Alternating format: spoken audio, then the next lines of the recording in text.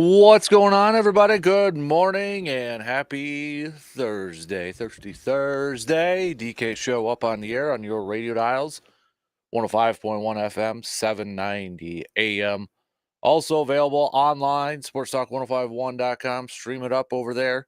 Get your smart speakers, smart devices, the app. Video stream also up and rolling on Facebook, YouTube, and Twitter. Appreciate you making us part of your starts on this early Thursday morning of March 14th. What do we got on the good old game plan for us here this morning? Well, in case you're just waking up, a little late news last night regarding the Milwaukee Brewers. It was reported by Jeff Passan, confirmed by others, that Devin Williams, star closer Devin Williams, is going to be out for a little bit. It's going to be out for around 3 weeks, it sounds like.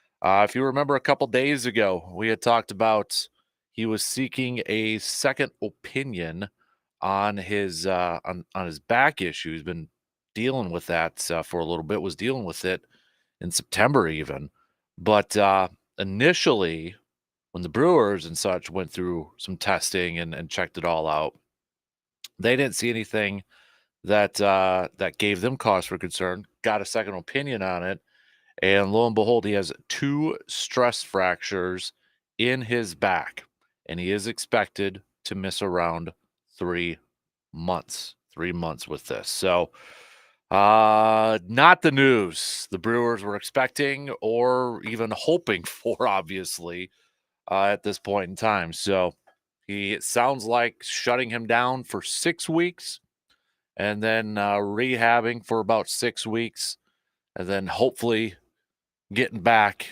into the swing of things there too.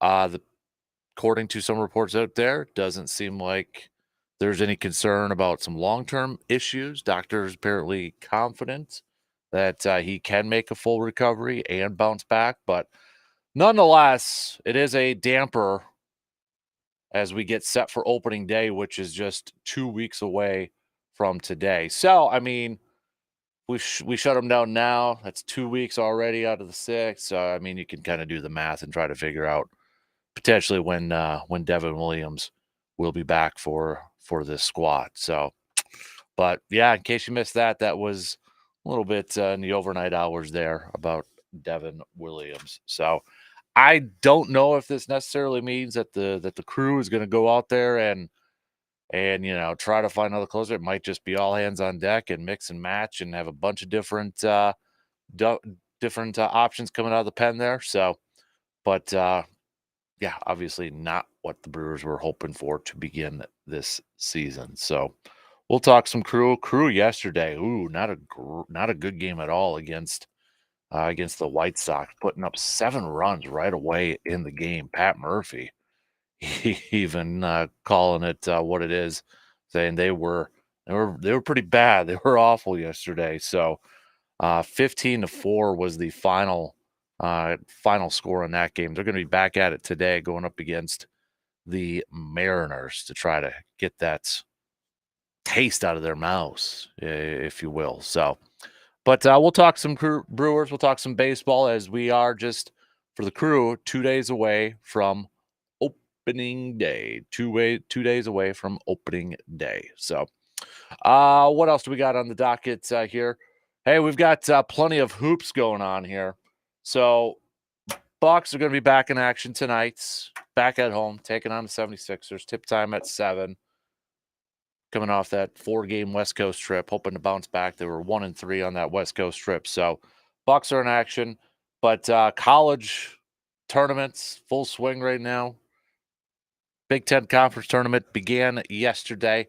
We'll see the Badgers in action this afternoon, 1:30, as they take on Maryland. Marquette, a little bit later tonight, they will take on Villanova, 8:30. So we've got that going on. We'll see if the Badgers can collect a couple of wins here, maybe make things interesting in the Big Ten Conference tournament. Right now, majority of bracketology, if not all that I've seen, has the Badgers slated as a 6 seed. Right now, I've seen St. John's, which would be kind of a interesting storyline there with AJ Storr, considering that's where he transferred from. I've seen Princeton listed on there too. Seen multiple ones where if the Badgers were to win, they would have to face Duke in the round of 32. So that one Hudson would be all about. For some reason, Hudson's a Duke fan, and I don't know why, but he is. So, but we'll talk some college hoops there. Also, boys high school state basketball tournament tips off today. We got Division 3 and Division 4 all in action. D1, D2, D5 begin tomorrow. So, a lot of hoops chat coming at you, coming your way. We'll talk some football. Nothing of notes from Green Bay in terms of free agency and such. League year began officially yesterday, so you had the official release of Devondre Campbell with a post June 1st designation on there. So that came down the wire and such, but nothing in terms of new guys, new players coming in, Packers agreeing to terms with them or anything like that. So, but we'll keep you posted if anything does kind of pop up there. But really, it was kind of a quiet day. I mean, you had Eric Kendricks having a change of heart, which I guess is if you are a Packers fan, you're hoping none of your guys that you agreed to deals with would have a change of heart. It's happened before, but yeah, Kendrick's going back. He originally agreed to a deal with the 49ers, but now he's going to the Cowboys to go back and pair up with his longtime former head coach Mike Zimmer. Now that he's a defensive coordinator for the Cowboys, Harrison Smith, Vikings wise restructuring to stay in Minnesota. So, but if anything were to kind of pop up or break, we'll keep you posted. I guess the big one too tomorrow was yesterday was Calvin Ridley. As he tweeted out, it's chess, not checkers. It was just assumed he was going to sign with the Jaguars. The Patriots apparently were trying to make a play for it. But with that trade with the Falcons, if they had re-signed Ridley before the new league year, they'd have to give up a higher pick, but they waited till after the league year, a little bit of a lower pick. So new league year starts. Everybody was saying out there that Ridley prefers to stay in Jacksonville. What happens? Well, he stayed in the division, AFC South, but he went to the Titans and signed a massive $92 million deal. Shocking everybody out there. Playing chess, as he said, not checkers over there. But I know Bobby Wagner was a guy a lot of you Packers fans yesterday were talking about. He's over in Washington, so that will not be happening either. So we'll keep it posted if anything does happen to pop up here this morning. We got a little receiver defer coming at you at about 7:45 this morning. We'll catch up with Jake Boakes, our conservation warden buddy, for outdoor tidbits at 8:30. Got the new fishing regulations 2024-25 out there. If you got any questions, maybe surrounding that, or you got turkey tags, extra tags going on sale next week. Any questions for our DNR warden? Let us know. All right. Best way to do that, hit me up with a text on that Shoe Doctors bullpen line, 715-830-1912, 715-830-1912. So we'll catch up with Jake in a little over a couple hours from now. We're going to bring back Thirsty Thursday. So for Thirsty Thursday, if you could buy a beverage, buy a brewski, buy a man cave light, get a victory scotch with somebody, or just give a shout out to anybody, hit me up with a text and we'll give them that shout out. Okay, hit me up with that text and we'll give them a shout out there. So, or hit me up on Twitter, the video stream, Facebook, whatever's easier for you. Okay, whatever works for you. But we got lots to hit up here this morning, so let's just jump right into it. We're going to talk some baseball to lead things off here. Devin Williams likely out 3 months with the Brewers. We'll hit that up. Also, we'll talk a little bit about the Brewers offense heading into this season now that we are just 2 weeks away from opening day. What did Pat Murphy have to say about the expectations for his offense for this year? We know it has been an issue for the last couple of years. Brewers scoring runs, consistently scoring runs, putting a lot of pressure on the pitching and on the defensive side of things. So, what did Pat Murphy have to say about the expectations for his group as they get set for opening day and for this season, which is just 2 weeks away? All right. And now that we are just a couple weeks away from opening day here, where are you kind of at in terms of some expectations for this ball club? Where are you kind of at right now? Look at this division? Do you look at this NL Central and be like, "Hey, dude, it's still up for grabs. There's really not a team that's head and shoulders above the other." Or do you still have the expectation this year of it's got to be the postseason? It's got to be the postseason. Or is it maybe similar to how you had it for Green Bay, like we've been talking about off and on, where maybe a lot of us were, maybe some of you had postseason, but it's like just growth, getting better, young guys. Let's see something to be positive about. Where are you at with this team? So we'll take that first break, and then the leadoff begins on this Thursday morning. Start to hit me up with some texts. We already got G-Man chiming in early this morning. We'll be back in just a few minutes.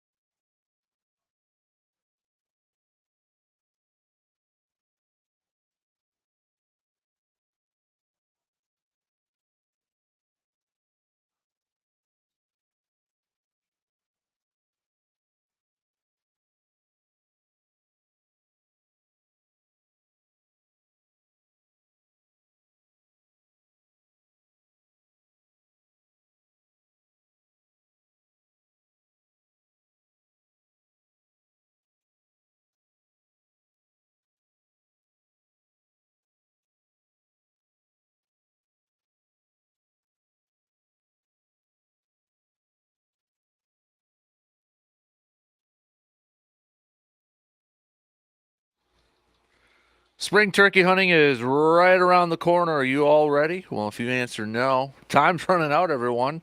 Better head to Tilden Gun to get yourself ready. Whether you're looking for a new or used shotgun for this upcoming turkey hunting season, Tilden Gun is your go-to place when it comes to all of your hunting firearm needs. With a wide selection to choose from, Tilden Gun has just what you're looking for.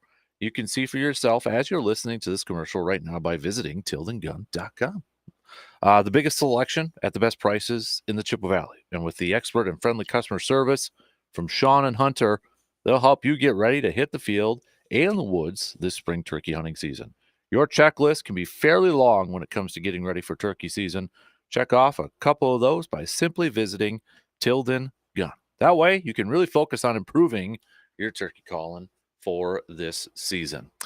G-Man, DK, that is not the news us Brewers fans want to hear, but the Brewers will score more runs than the team they play. Bucky will win against Maryland. Bucks will win tonight. P.S. Brewers win 100 games this year and will win the World Series. In case you're just joining us, G-Man referring to what we opened up with, the news of Devin Williams. Will be out for 3 months dealing with a couple of stress fractures in his back. They were discovered after a second opinion when he went to see a specialist in California there. He will be shut down for 6 weeks and then rehab for about another 6 weeks. But Jeff Passan says he should return by midseason, but definitely not the news that the Brewers were initially expecting, because they thought it wasn't going to be anything serious. I don't think Devin Williams thought the same thing either, but definitely not the news 2 weeks away from opening day to have one of your best players and one of the best closers and relief pitchers in all of Major League Baseball to miss a big chunk of the beginning part of the season. So a little bit of a downer, no doubt about it. That's a big downer. Yeah. So, hey, before we get, I saw this because I wanted to bring this up, because I know you and I have talked about this before and how, like, baseball has changed over the years, whether it's been stolen base numbers and, pitchers getting 300 wins and that. Somebody had posted this, and I saw Buster Olney from ESPN retweet it too. They got a list here. Forget about 300 wins. A long-term injury to Garrett Cole likely means no pitcher will ever reach 200 again. And he put the list out there, and you look at it, he's exactly right.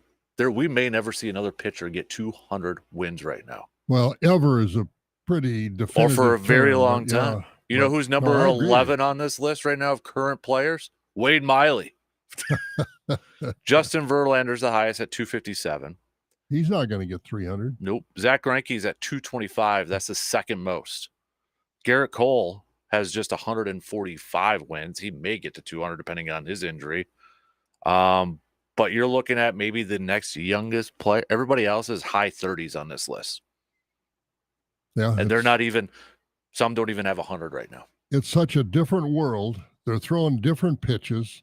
The money is there that these guys are protecting themselves, so they don't want to pitch more than, I don't think. I mean, there are some old war horses that'll be in there that want to pitch a whole game, but most of them don't want to because they want to extend their careers so they can make that many more millions of dollars, and I don't blame them. Mm-hmm. I don't blame them. It's just a change in the game, and you don't have, well, back to the historical numbers, which are, there's a reason the Cy Young Award is named after Cy Young, but so many of these other guys that, that I watched when I was a kid, and maybe, a few tail enders when you were growing up, but, there are no Nolan Ryans anymore. There are no Warren Spahns. There are, Don Drysdale, Bob Gibson. You give them the ball, and I'll see you after the ninth inning. Just let me go to work. These guys say, well, come and get me. I'll see you after 5 or after 6, whatever. How many complete games were there pitched last year in Major League Baseball? Did you ever look at that number? I would think the number, there were probably as many, and I don't know, I'm just saying, there probably weren't as many complete games pitched last year across the whole major leagues as a guy like Warren Spahn had in one season all by himself, because they just don't do that anymore. It's just not, that's why they starting pitchers don't get the huge contracts that they once did, outside of a few exceptions. And while the guys in the bullpen are getting bigger contracts, more comparable contracts to the starting pitchers. But I can't imagine it was a huge number, because did we have any no-hitters last year in baseball? I got the number. It's still slightly more, and I got Warren Spahn's stats Okay. up here too. So it's still slightly more than what Warren Spahn had in a season, but it's still Slightly. Yeah. Pitchers pitched 34 complete games in 2023. Warren Spahn kind of averaged about 20s, mid-20s, it looks like on there. Isn't So that something? yeah, And he did that for a many long years, time, multiple years. Well, and the thing is too, he missed a couple of years because he was in the military service. Yeah, So, yeah, they had to deal with that too. So it's a different game. You can't criticize the pitchers. It's just the way it is. Contracts are so lucrative now, and those guys back then thought they had to pitch that so they could make their $25,000 a year and feel like they earned it. So mhm. it's just a different response to the game. Well, it's the teams too, probably, that they're shelling out $300 million, so they don't want these guys to go extra innings and hurt themselves and have Tommy Johns and then be out the entire year. Oh, absolutely. Yeah. I mean, back then you didn't have media rights. You didn't have ESPN. I mean, the world's different, and you just got to adapt to it. That's the way it is. Yeah, but I didn't even realize, like, the active leader under the age of 30 is Jose Barrios, who's 29, and he only has 83 wins right now. He's 29 years old.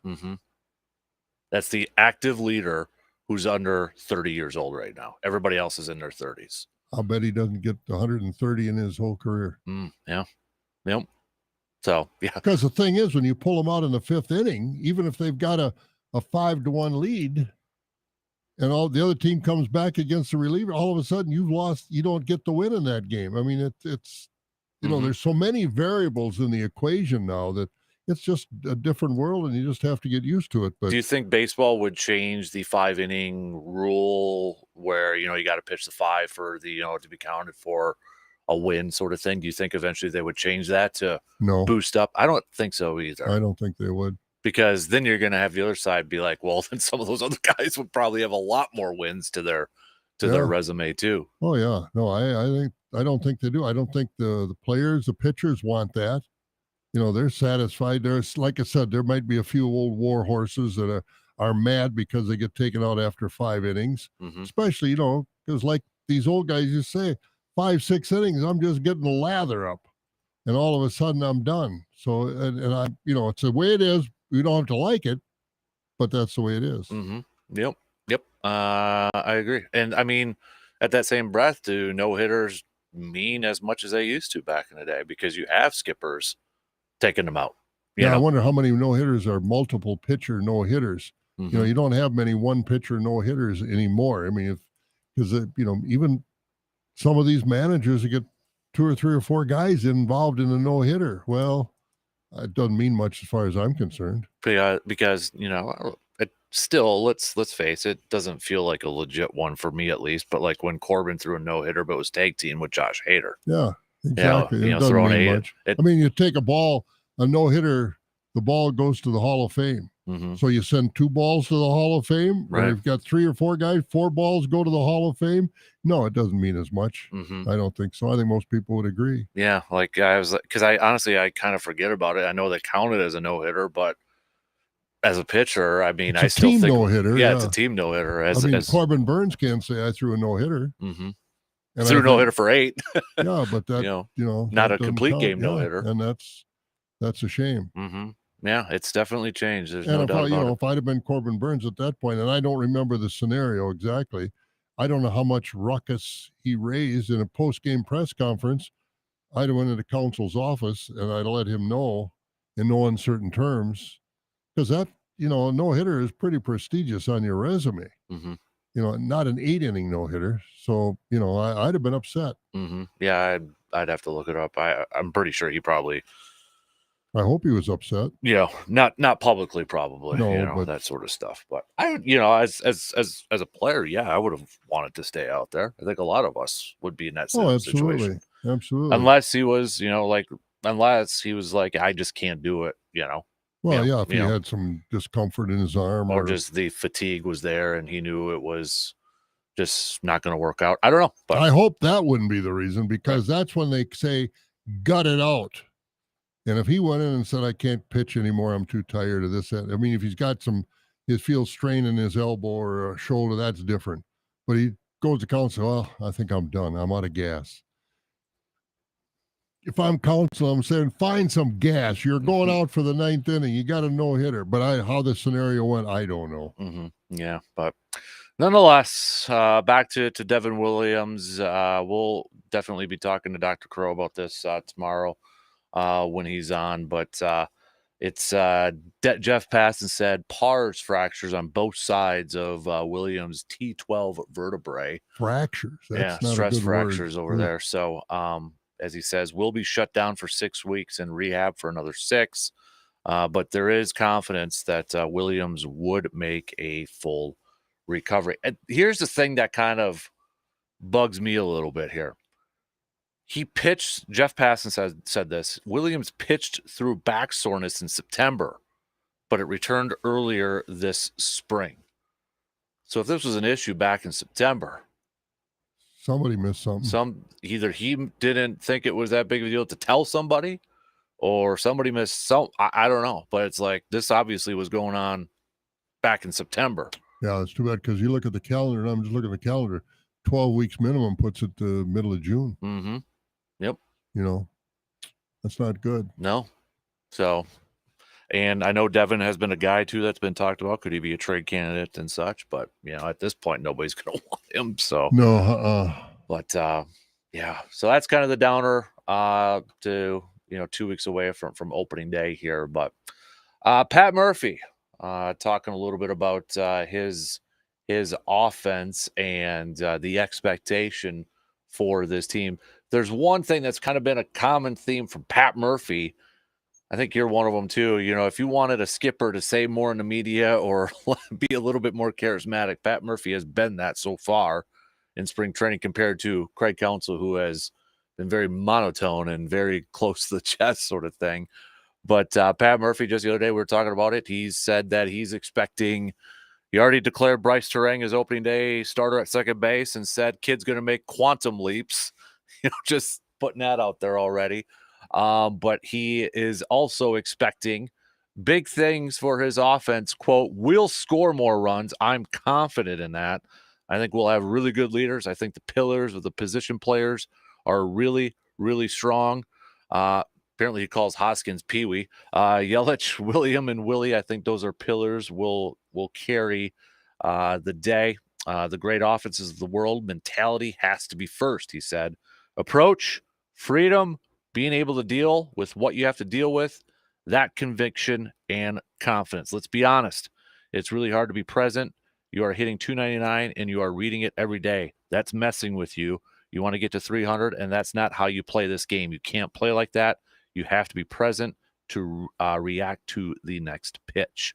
In today's game, when you got guys throwing at 100 miles an hour with some uptown at the end and a little cut, all of a sudden you're at 277. A month later, you're at 249. Well, the mind is divided. Be in the moment and attack it. Well, that would have taken till the 4th of July for Counsell to say all that. I mean, he does it in one press conference. Yeah, I know, right? Counsell, he just... I love his enthusiasm so far. So do I. I think that's why most people, or a lot of people, I don't know, most, lot, whatever term, not frustrated with Counsell, but just give us more. Give us more. And he was such a monotone. Yeah, it showed that he was in control, and I think that's what he wanted to send, that message that I'm in control. I know what I'm doing. And yeah, he did know what he's doing. I'll never argue that. But we wanted more. I mean, not necessarily that he'd give us more, but a little more enthusiastic in what he did give us. Yeah. I mean, he was just never excited about anything or upset about anything. And I mean, human nature is that we have emotions.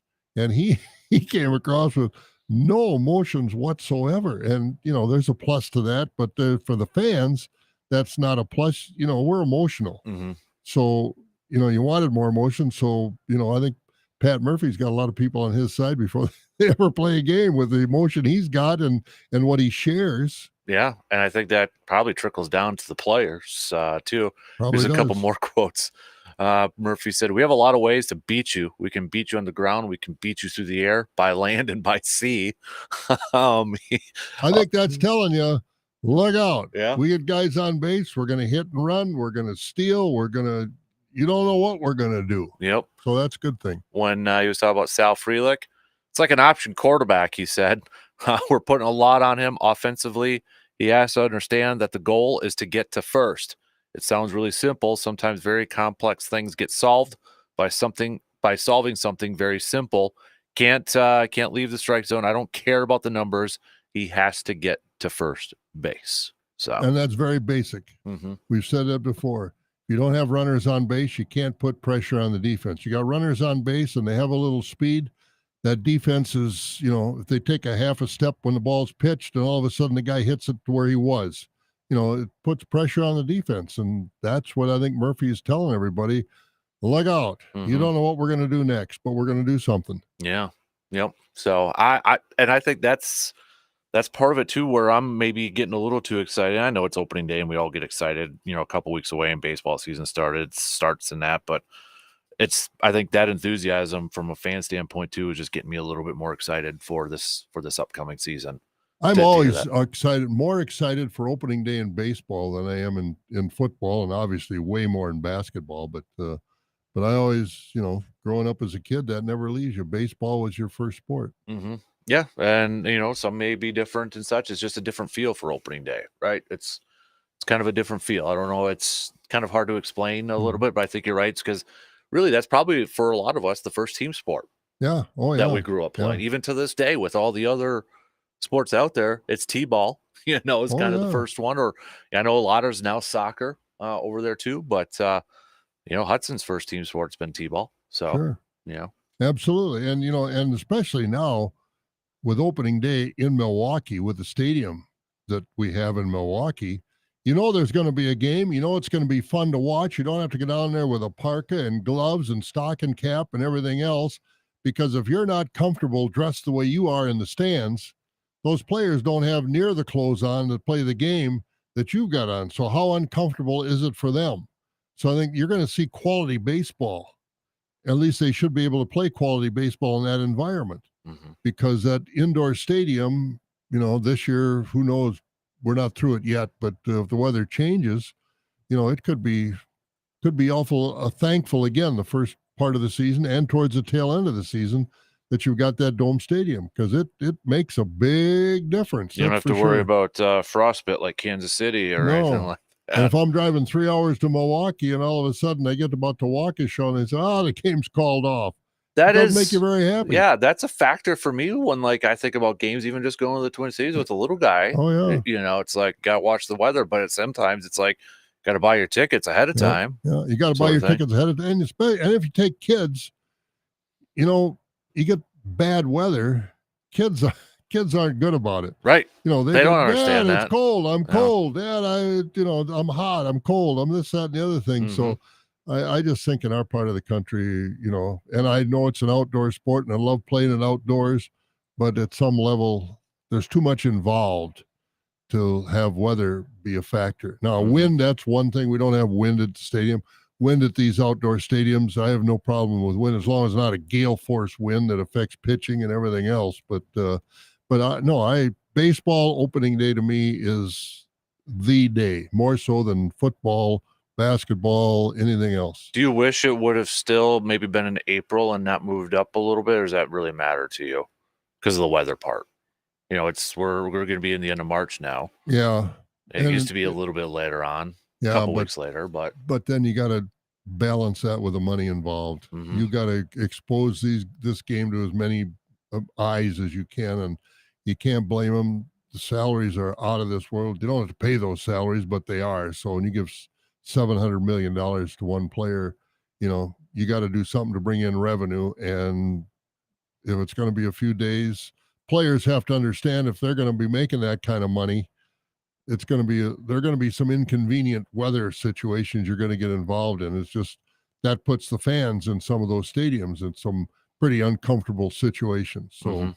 it is what it is. Yep. But they always say, "Well, if you don't like the weather, buy a box." Well, Okay, Yeah, it's expensive enough to go to the right? game. You go to the game and buy tickets, a hot dogs, a soda, or a beer, or peanuts. Yeah, It's a mini vacation, yeah. not just going. That's why it's so much fun to go see the Express, our local teams, because some of these guys are going to end up in the major leagues anyway. So you go to an Express game, and you can afford to eat and drink and have a good time at a local baseball game with some awful quality baseball. Absolutely. Speaking of baseball too, just a little plug, but later on this morning, the new episode of the Rolling with the Golds podcast, we got a couple baseball players on there. One's actually from Alabama. Oh, good deal. Came And up here to play baseball. So I was over there driving by the fields the other day on Hamilton Avenue, and boy, I'm telling you what, they're taking advantage of this weather. They were out mhm. there for quite a long time. A lot of them blue gold players out there at the field, Yep. batting practice, fielding practice, running, getting in shape.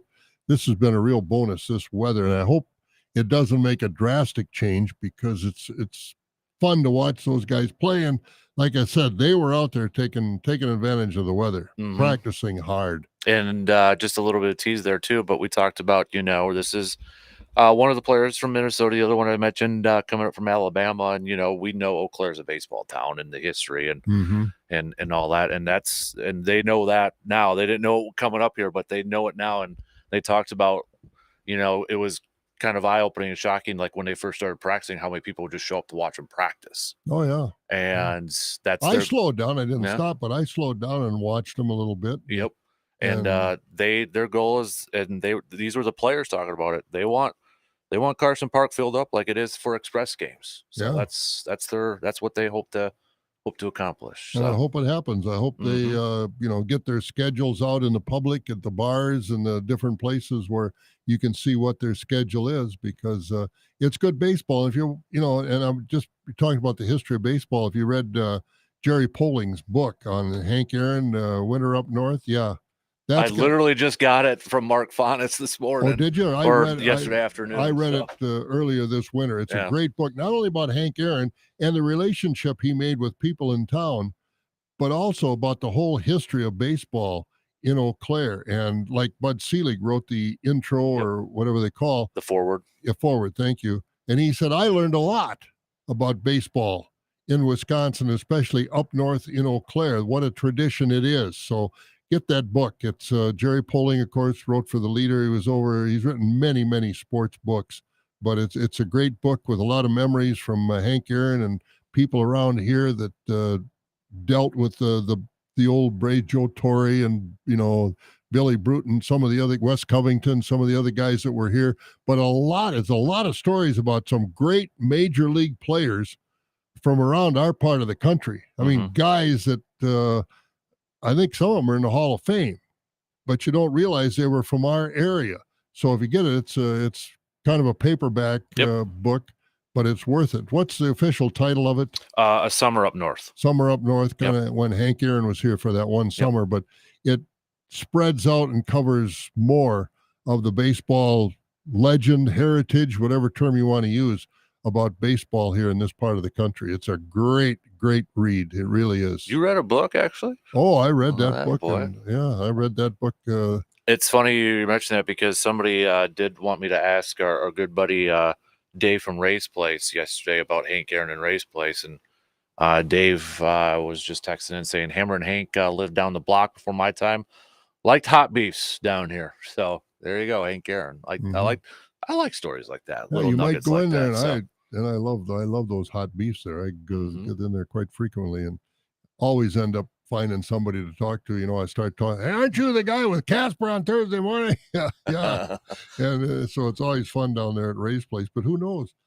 At the time you didn't know it, but get the stools that Hank Aaron sat on and say, here, when you go down there and win the what's the giveaway of the beef here on the program? Oh yeah, we used to do that. Now we do the cut of the mustard on Tuesdays. Yeah, So yep. but and besides getting the roast beef sandwich, you can sit on Hank Aaron's bar stool.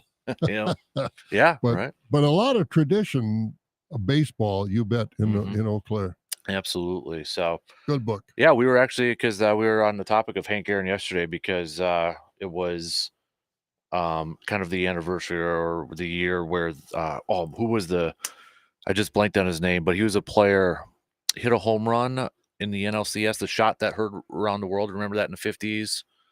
Bobby Thompson Yes. He from got the hurt. Giants. Yeah, he got hurt in spring training, broke his ankle sliding a second, and the person who replaced him was Hank Aaron. And that's what kind of opened up his career then for Milwaukee. So, Yeah, a yeah. lot of interesting stories in baseball. Definitely. Same thing with the Willie Pep, who replaced him when he got sick. He never played again. Yeah, Lou Gehrig came on and played. Yep. That's why whenever you hear a coach or an owner say you can never lose your job because of injury, they're lying through their teeth. That's right. They're lying through their That's for teeth. sure. So That's why I try never to get sick. yeah, right. All right. Hey, let's take a quick break here. We'll finish up the first hour. We'll get back to some more of your texts and such. We'll be back in just a couple minutes.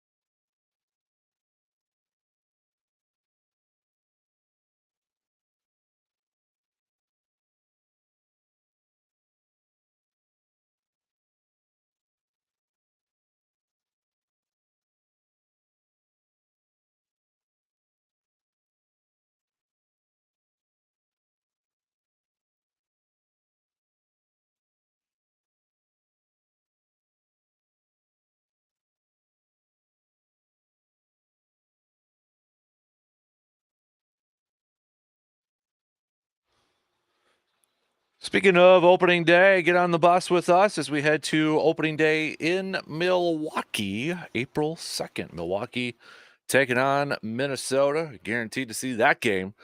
Just a few tickets left. They've been going fast in these last couple days here.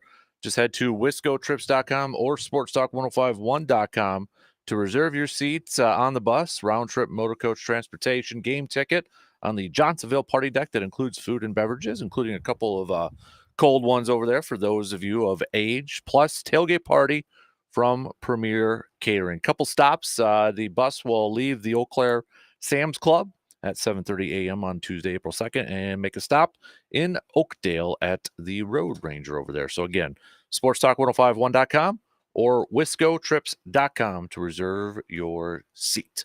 I hope to lead one of those buses again this year. Had a full bus, a great time. We played a few games, quote unquote, on the bus and auctioned off some jerseys and things like that. So had a good time. The Brewers won the game, and boy, it was great. I got I know great tailgate too, Yeah? by the way. Oh, good. I got a couple jerseys that are going to be on that bus sitting in my office right now for that raffle sort of thing there too. So it's a Jim Gantner baby blue jersey. Oh, good. And then for the Twins fans, there's Twins one there too, Correa over there too. So got a couple of them over there. Good players. Yep. So not to see through new ones that Major League Baseball. They don't like those. They don't like those either. Nope. I haven't really had a chance to get a good look at them. Preseason, you don't even know who's playing, but they put them on TV. But I haven't had a chance to take a close look at those jerseys. Well, they say the pants are see-through or something. Yeah. So I guess if you don't want anything to be too embarrassed, you're probably wearing some bicycle shorts and all that. Yeah. So, but no, that'll be a good time up there too. So. Just a few minutes left here. We've also got the Big Ten tournament began last night. Oh, it did? It did. Maryland beats Rutgers, so Wisconsin will play Maryland today at 1:30. Oh, okay. I have to mark that down. Yeah, Marquette's got a light game. They tip off around 8:30 against Villanova.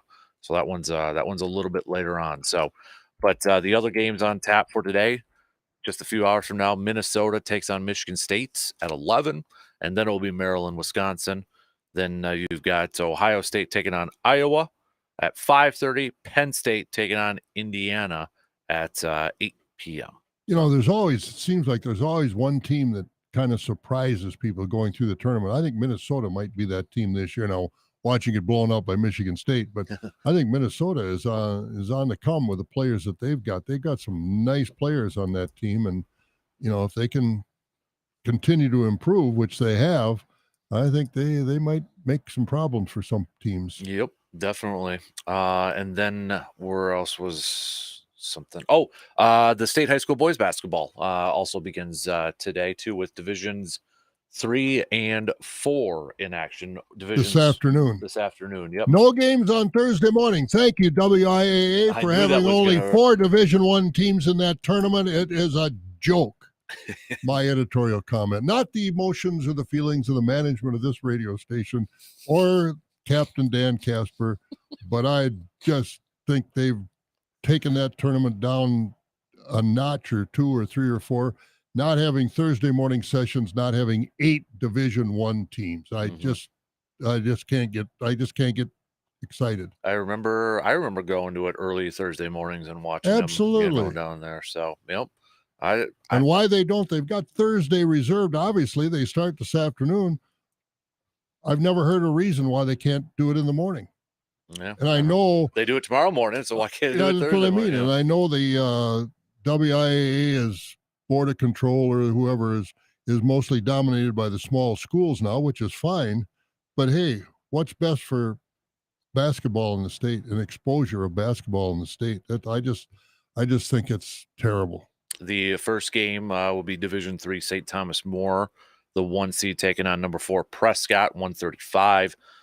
Then 15 minutes following that game will be the 2-seeded Lakeside Lutheran taking on Kiel at 15 minutes after that. Then Division IV Marathon, the 1 seed taking on Kenosha St. Joseph Catholic at 6:35, and then Mineral Point taking on Aquinas at 15 minutes after that too. So, but that's your games for today, 4 of them on tap. Then full day tomorrow, championship Saturday.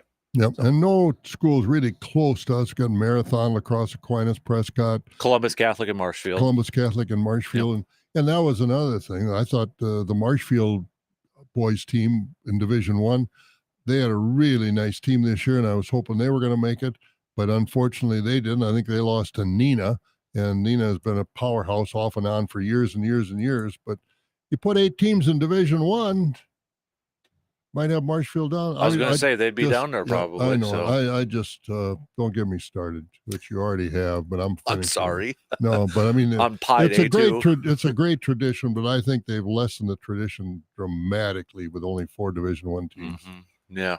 Well, I won't bring up Aaron Rodgers with you then. So that's he doesn't play basketball, does he? Who knows? Yeah. Who knows? Maybe that's his next venture if he doesn't win VP or something like that. he? So. No, the boys basketball tournament is my old guy get off my lawn rant. I'm gonna create a meme with you, little Jeff. I gotta get a picture though with you with that goatee on. So. There you go. But we'll talk some basketball. We'll talk some more hoops too, college hoops coming up in the next hour here. Selection Sunday coming up this Sunday. Don't forget you can pre-register for our bracket challenge at sportstalk1051.com and make your picks as soon as they become available on Sunday. Right now, a lot of the projections, if not all of them, but the majority have Wisconsin as a 6th seed. I've seen a couple where they play St. John's, which would just be what a story, because AJ Storr transferred from St. John's. Yep. So that would be that. I've seen Princeton, which still would make me nervous too, because we've seen Princeton a few times in tournaments.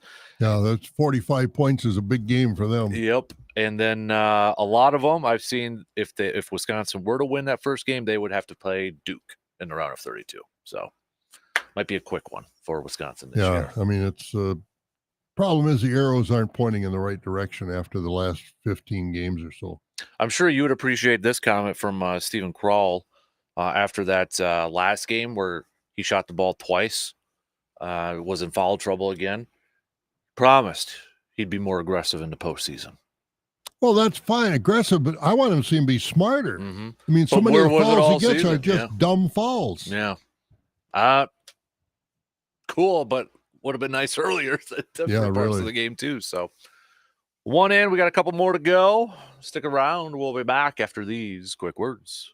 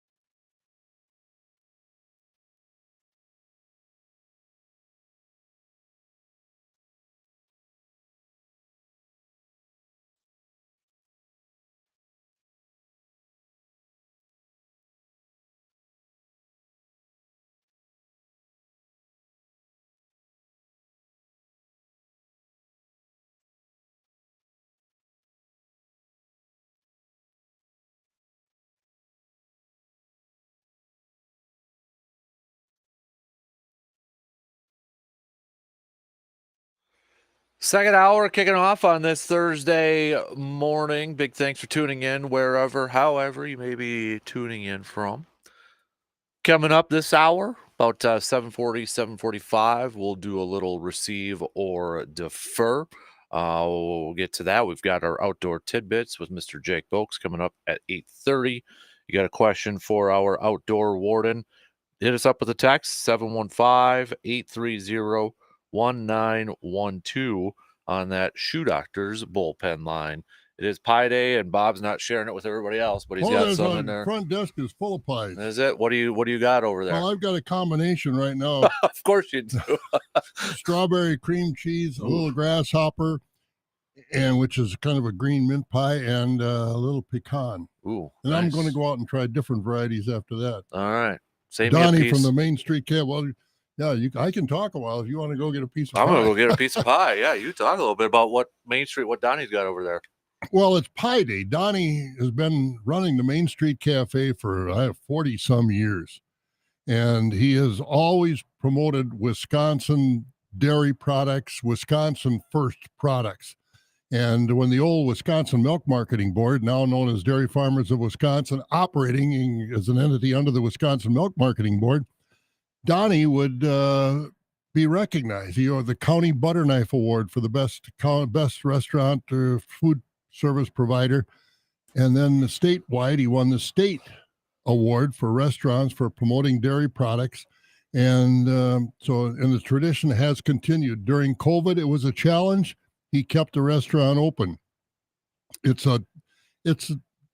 Donnie's Main Street Cafe. I mean, it's right on the Main Street in Bloomer, and it's a wonderful place to go get your meals. It's not fast food. You sit down, you order, the waitress brings. It's a traditional restaurant, and boy, I'll tell you, nobody makes better pies. What's the matter? There's a few people up there, and I didn't know how much air you had left in there to talk. Oh, I got plenty of air. So maybe I'll force you to go grab me a slice. Since you're a celebrity, and everybody just kind of parts to see like. What kind you want? Let's try that strawberry one. All right, strawberry cream cheese. Yeah, strawberry cream cheese, there, big boy. So. All right, I'll go get it. You talk a while. All right, how about that? So, let's hit up a little bit on the free agency world. Nothing a whole lot going on in terms of the green and gold right now from the last day or so here, but we'll see if anything kind of happens to pop up. Yesterday, probably the biggest news was Calvin Ridley. Everybody thought he would be going back to the Jaguars. Talk about this scenario. So, if the Jaguars had re-signed him before the new league year, they would have had to send Atlanta a higher pick. If they waited till afterwards, not as high of a pick, part of that trade package there. So everybody assumed, okay, just waiting for the new league year to begin. Everybody's saying it was going to be the Jaguars, even though the Patriots were trying to, be a little aggressive with this thing. But out comes the Tennessee Titans. So Calvin Ridley stays within the division, but shocked everybody and ends up signing a deal with the Tennessee Titans. So that was probably the big one from yesterday. You had Harrison Smith restructuring his contract to stay in Minnesota as well. But anybody who wanted Bobby Wagner in the green and gold, he's signing a one-year deal with Washington, and everybody's wondering why Washington. Well, reuniting with Dan Quinn, his former longtime defensive coordinator, when Dan Quinn was over there in Seattle. So some familiarity, not only for Bobby Wagner playing under Dan Quinn, but Dan Quinn bringing in a veteran that can probably help, establish and install the defense that he wants to put in there. So, but that's kind of it right now in terms of Green Bay. Holy moly, look at that. Look at it. Just that's top-notch service too, man. Right. Look at that. Anything else I can get for you, sir? No, you're good. We might need to bust out more wine bottles too. I mean, for crying out loud. But we'll keep you posted if anything does happen to kind of come down the wire here for any more Packers moves. But all is quiet right now. How shocked were you, though, in turn, to find out what the moves that the Packers did make in free agency? I don't think I was shocked. I don't think I was surprised. I think I was satisfied and gratified that they're recognized. I think, I was thinking about a receiver defer on this issue. Receiver defer, would you say 80% of the people when we started this last season, and I include myself in there, were not optimistic about where this last football season was going to go with the Packers because Jordan Love, to that point, the limited playing time he had, didn't show many flashes of being a top quarterback. We knew the defense was not going to be that good. Receiver to fur, 80% of Packer fans did not expect, honestly, did not expect the Packers to end up as well as they did. I would probably receive that. Yeah, because I'm in that category. We're fans, so that we have the right to do that sort of stuff. But we also have the right to say we were wrong and they were right. And I'm hoping that they are right with what they're doing. I mean, losing Savage, but then bringing in the safety Xavier McKinney, that we brought in McKinney. That's going to be a bonus. I think they're moving in the right direction. And a running back, a lot of people were mad with that move, but let's face it, if you watch Josh Jacobs play, he's a difference maker. And I think if they, what they're going to do in the offensive line, I think that's where they're going to go. But I'm, like I say, satisfied. I won't get to the point of saying I'm excited yet, but it remains to be seen what they get in the draft and what other moves, if any, they make in free agency, because Bakhtiari's gone. I think they need to address that offensive line a little bit. And but I'm, like I said, I'm satisfied. Yeah. Is it safe to say that, we can stop comparing Goody to a full-on Ted Thompson, type of GM where, I mean, Ted, dabbled once in a while in free agency, but you look at the years now that Goody's had money to spend. He spent money in free agency.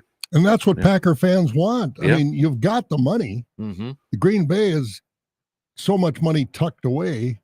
Spend it. You don't want to burden yourself on the salary cap. You don't want to be the Saints. No, jeepers. They're unbelievable. Yeah.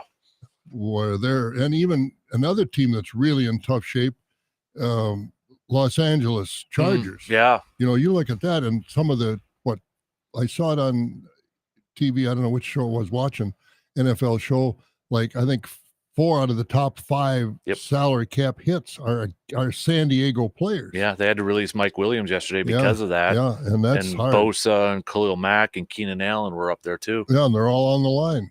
Somebody's going to give them something for them that'll amount to something to get them some cap space. It's wonderful in the short term, but you go into that burdensome salary cap position, and how many teams really survive it before Los Angeles has really accomplished nothing. Yeah. But yet they've got such a salary cap burden that they can't do anything. It's tough. Right. And they got a quarterback now that I think is really a good quarterback, Herbert. But Harbaugh coming in. Harbaugh coming in. And I mean, he had to understand, I would hope he did his homework and knew where he was at dollar-wise. But, it's Packers have always Thompson was too much the other way. I'm hoping Gutekunst, can read the tea leaves, so to speak, and see what he needs to improve this team because he's got money to go get it without making it burdensome. And I think too, that's one of the things with these 2 contracts from these 2 guys, Xavier and Jacobs, is when you look at the breakdowns of it all, they're not kicking the can down the road. They're not adding those void years that eventually would catch up to them. And you got your dead cap space. So they're putting together these contracts that are getting them some flexibility, but also not putting them in danger a few years away. And that's where I think this year so far, they've done a really good job. They're more healthy in the cap situation with Rodgers being off there. David Bakhtiari next year will be completely off. They're getting better, but they're continuing that too. They're not just making it worse for the next few years here too. So what does it also tell you that, well, it's been a couple of days since Bakhtiari has been released.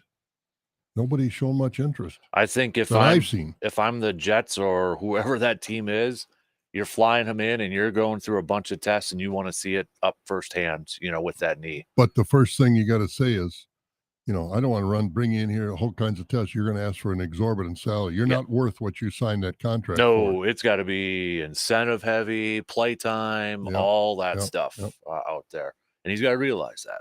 Oh, I think he has to realize that. And, the Jets are going after some offensive linemen already in free agency. I think they've picked up a couple already or traded for them or whatever the case may be.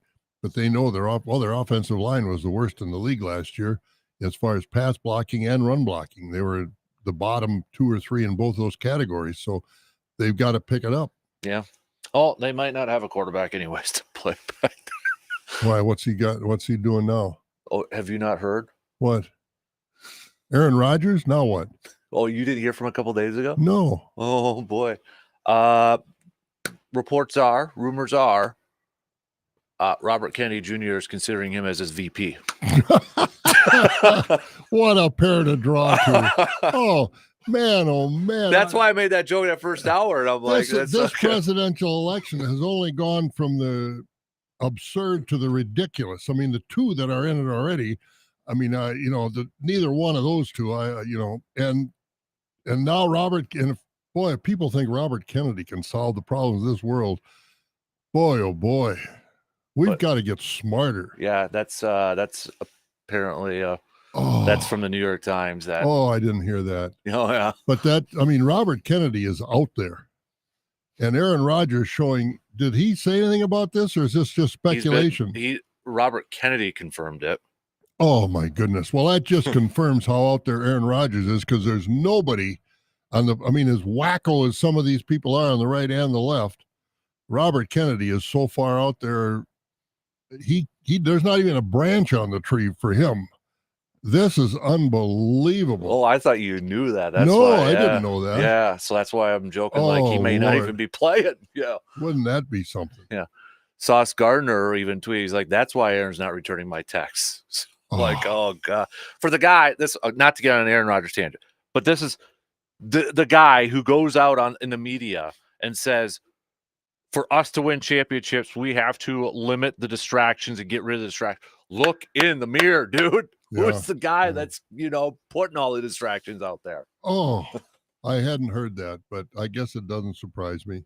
Man, yeah. I mean, I didn't think Robert Kennedy could get a monkey to run with him, and maybe Aaron Rodgers is going to do it. Yeah, the nobody in their right mind. Well, the two names that were out there were him and Jesse Ventura, the body Ventura. And so now the thing is, there are people out there that think Robert Kennedy, well, he's pretty good.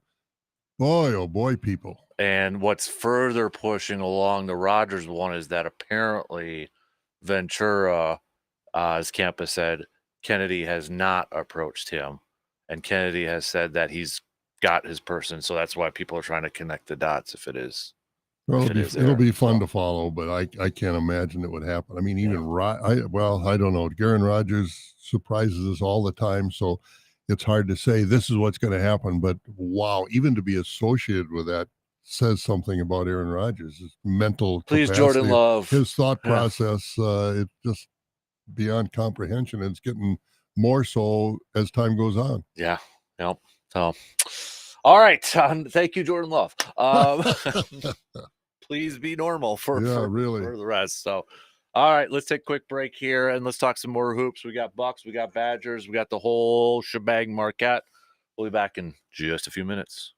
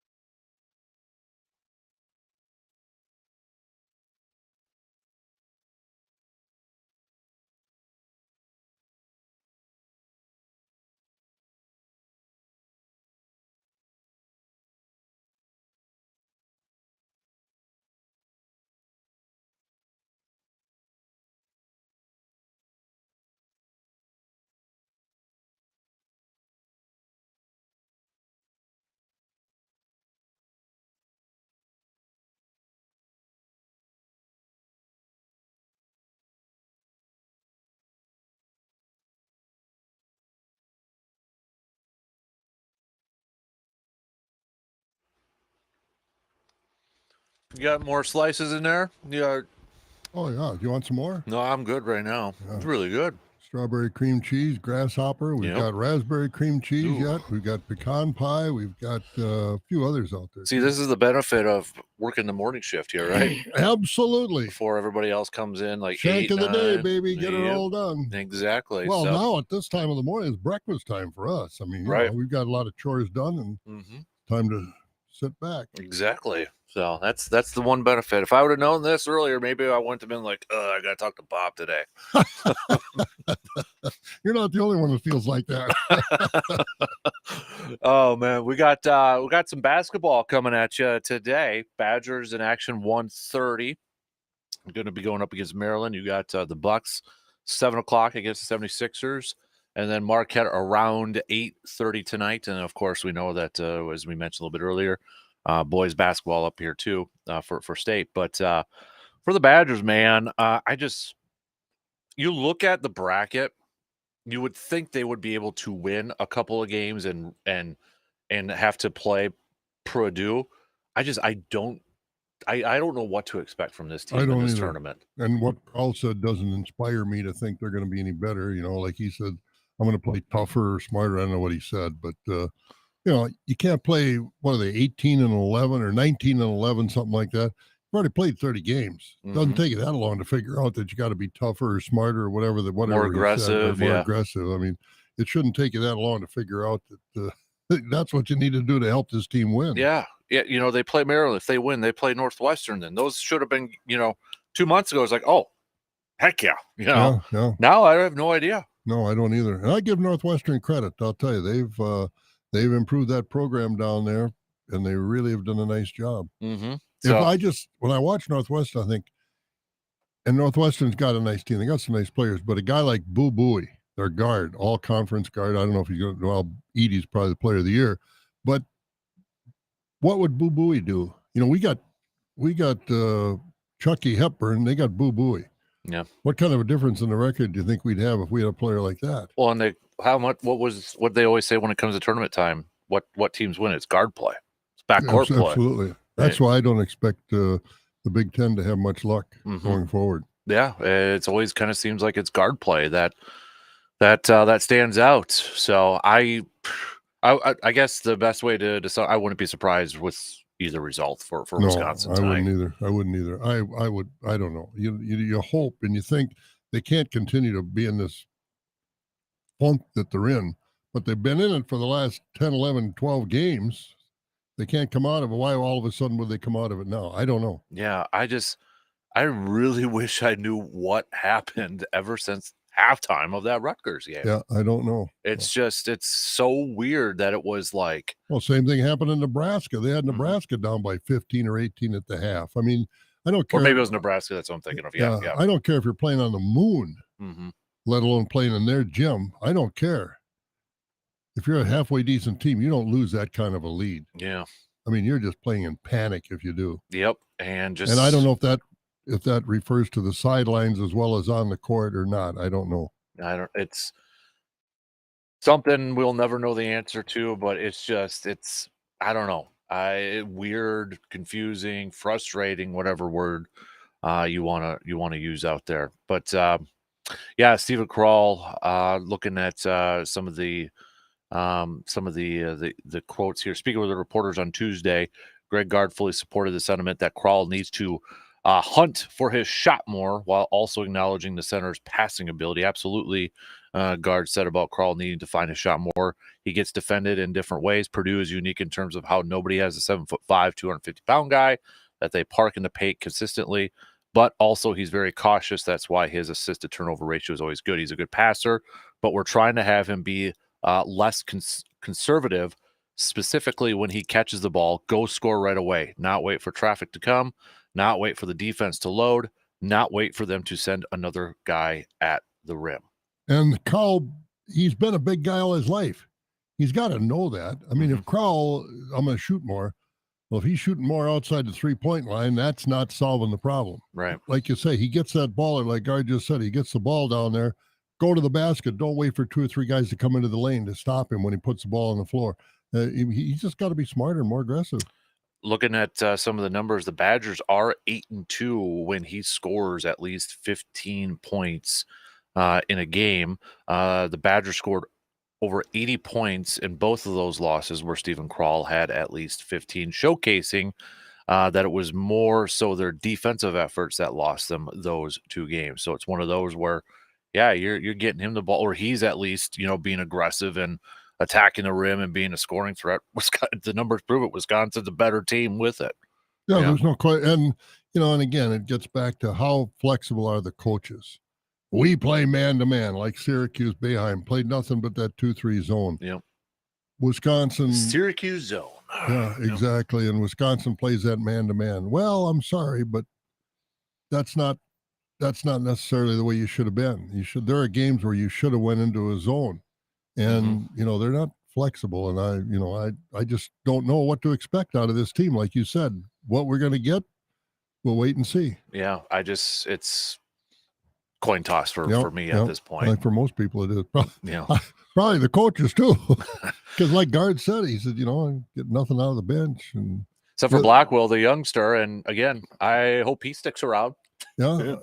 Like he's got to remain, and his key is to remain focused. He's had one game, he had about 5 minutes. He went just brain dead with fouls, not playing defense, and bad passes and things like that.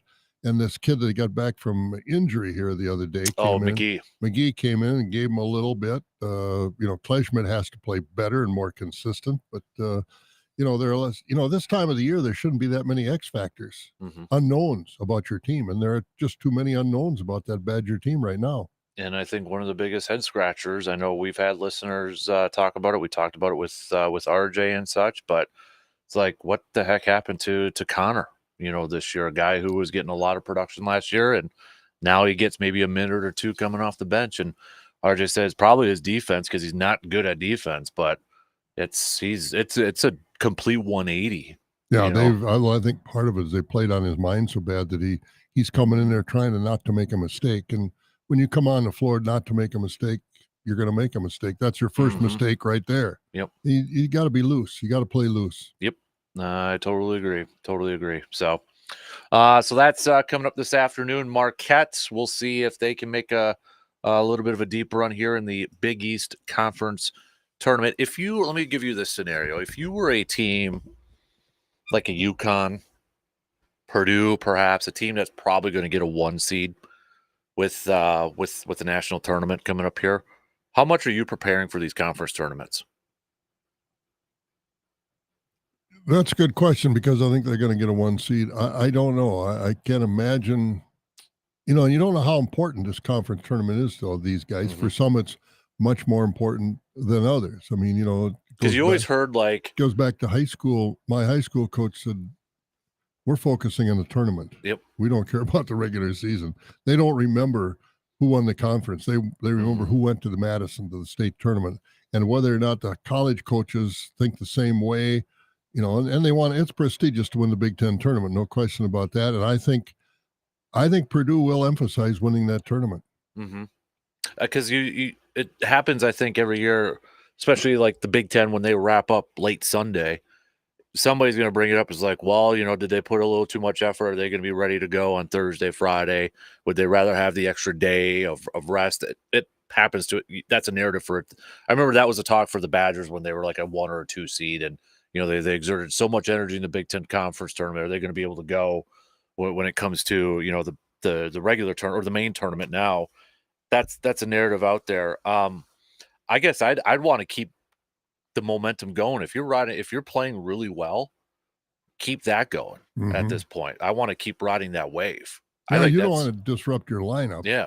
You want to get guys maybe a little more playing time. You don't play, a 40-minute game. You don't play 38 minutes. Maybe you play them 32 and let some of these backups get the feel for the floor. Yep. So, yeah, but I think, too, that you don't change your style now. Right. Especially, if you go into the tournament kind of maybe overthinking it or too big-headed at that point where how many times have we seen, we're starting to see, well, this day, well, yesterday was when Bryce Drew hit the shot for Valpo. Yeah. I think in '98 was it? You And know. a day or two before that was last year when Purdue was a 1 and lost to a 16 seed. Hmm. And, that's one thing that their coach isn't gonna let happen. Hmm. They won't lose to a 16 seed as a number 1 this year. You hate to be That that 16 seed that has to Yeah, play because Purdue. there's gonna be no mercy shown, Hmm. and I don't blame them. You gotta go in there and make a statement, and your guys have to be aware, the guys who were on that team last year have to be aware of what happened, why it happened, how it happened, and it can't happen. Did Was it when Virginia won the national championship in Minnesota? There was it the year before they lost the 16 seed? I believe it, yeah, yeah, Okay, yeah, yeah. that's what I was kind of wondering That too. was the first time ever. Yeah, and Yeah, then they followed it up by winning the national yeah, championship. the next year. So maybe for Purdue, I don't know. I I just never thought about that scenario and that, similarity, but yeah, we'll see. hmm I uh, just don't think Purdue's got enough. Purdue's that one of those few teams. Whenever I pick far to go in a bracket, they always fall short. So Yeah, I'm I always just don't scared. think they've got enough guard play, and I don't think they've got enough help for Edie there. And there's so many great athletes out there. You get a guy that's 6'10" and so that can jump, and some of these teams have a couple of those guys.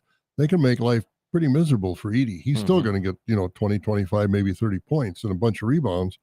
But what kind of an effort is it going to take to get that? As far as how many shots does that mean the rest of the team isn't going to make? And you're not going to beat anybody with all 2-point baskets. Yeah. You got to have somebody that can make some threes Hmm. in this day and age. Oh yeah, absolutely. So we shall see how Marquette's another team too that I know they I don't have a good gauge on Marquette right now. They lost 2 of their last 3 and they were against ranked opponents, Creighton and UConn. But Kolek wasn't playing. If Kolek That's plays, yeah. it's a different team. If he doesn't play, I don't give him a chance. Do you play him in this tournament or do you get him ready for the main tournament then?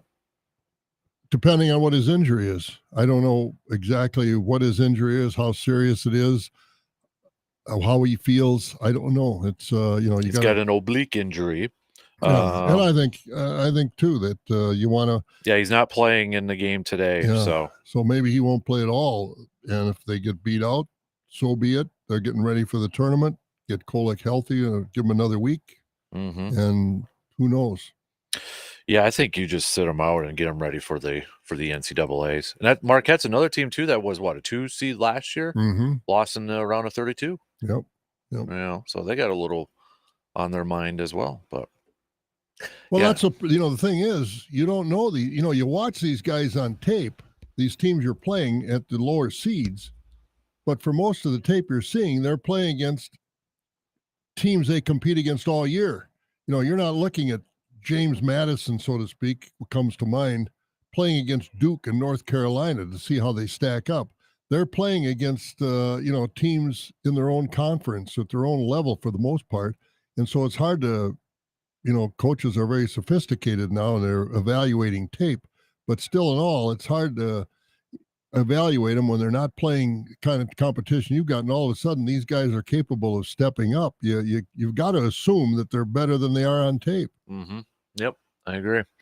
All right, let's do a little receiver defer, shall we? We'll take a quick break here, and we'll finish up the second hour with some receive or defer. Last call for some questions for our DNR warden buddy, Mr. Jake Bolks.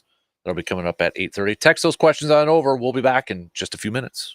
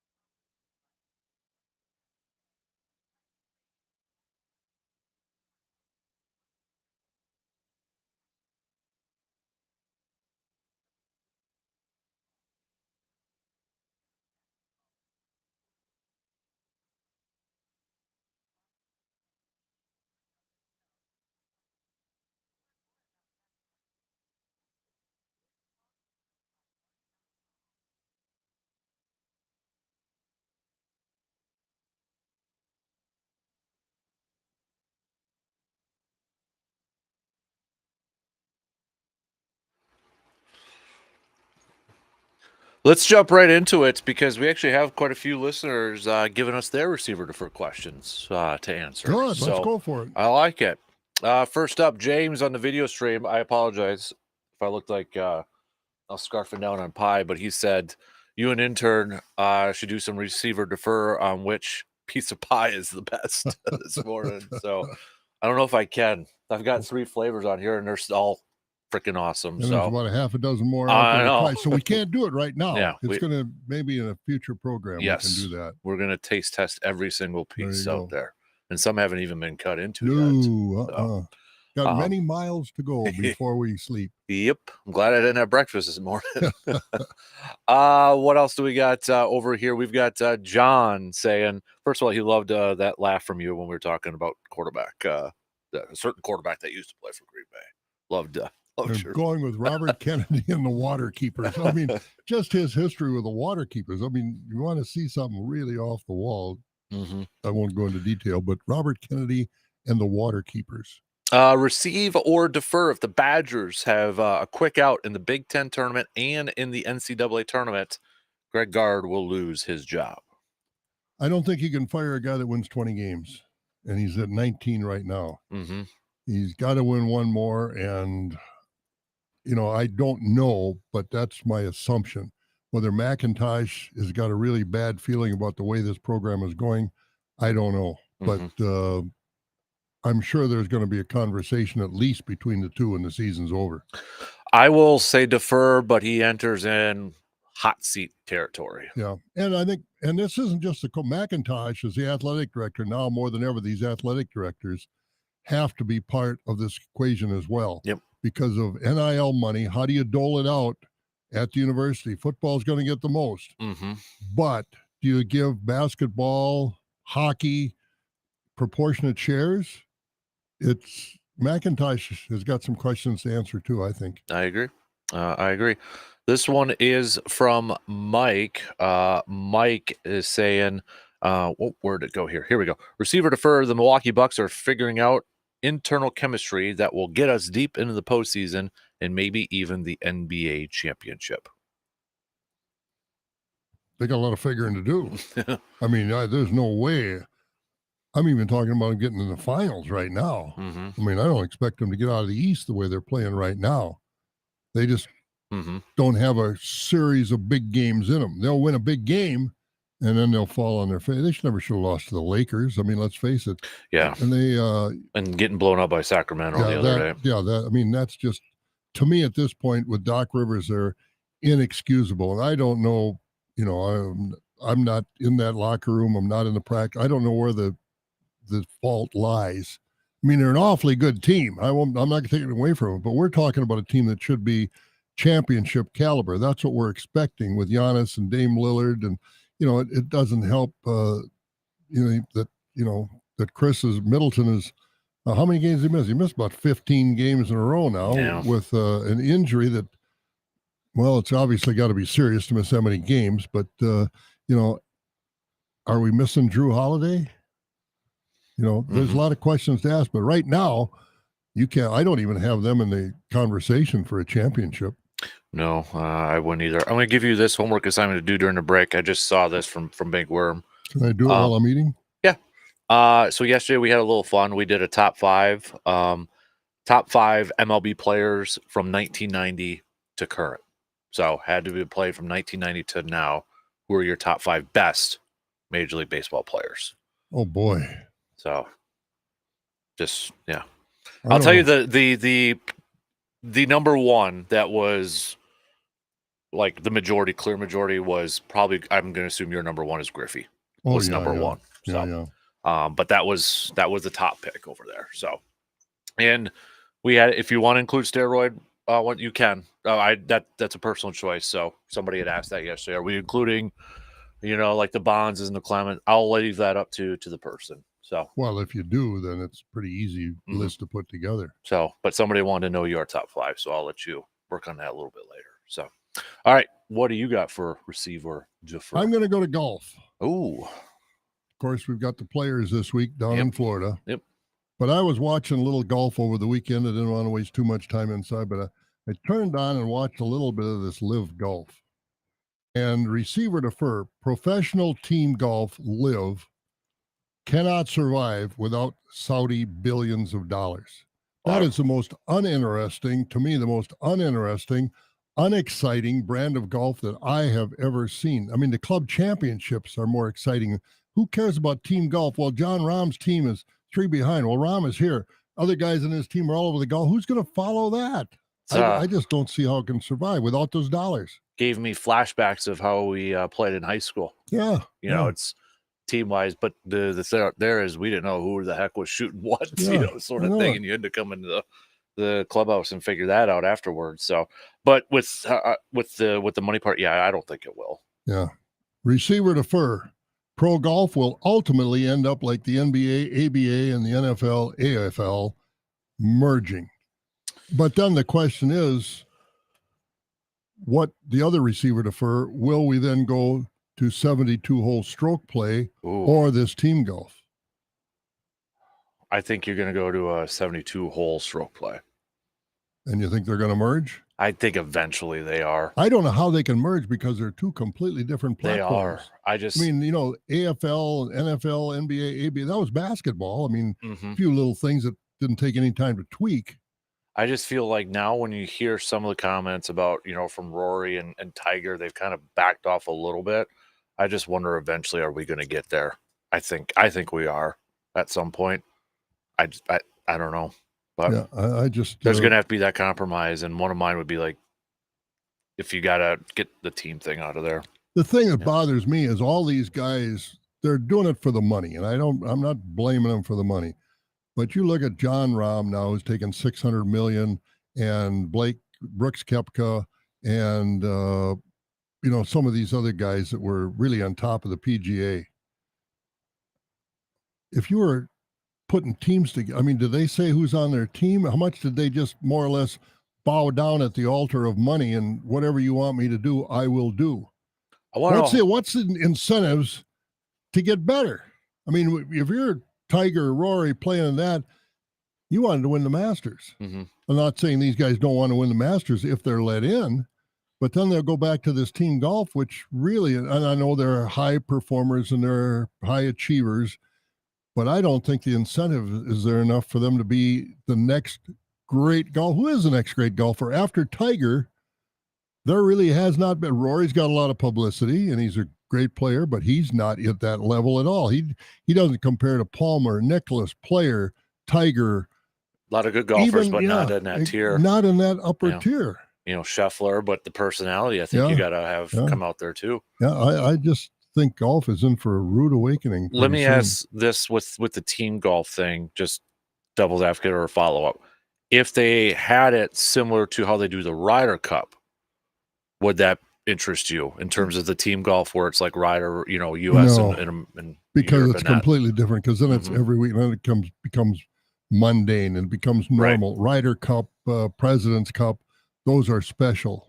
They're played 1 week in the year that they're played. Every week, I just, okay, we're going to the Arnold Palmer Classic.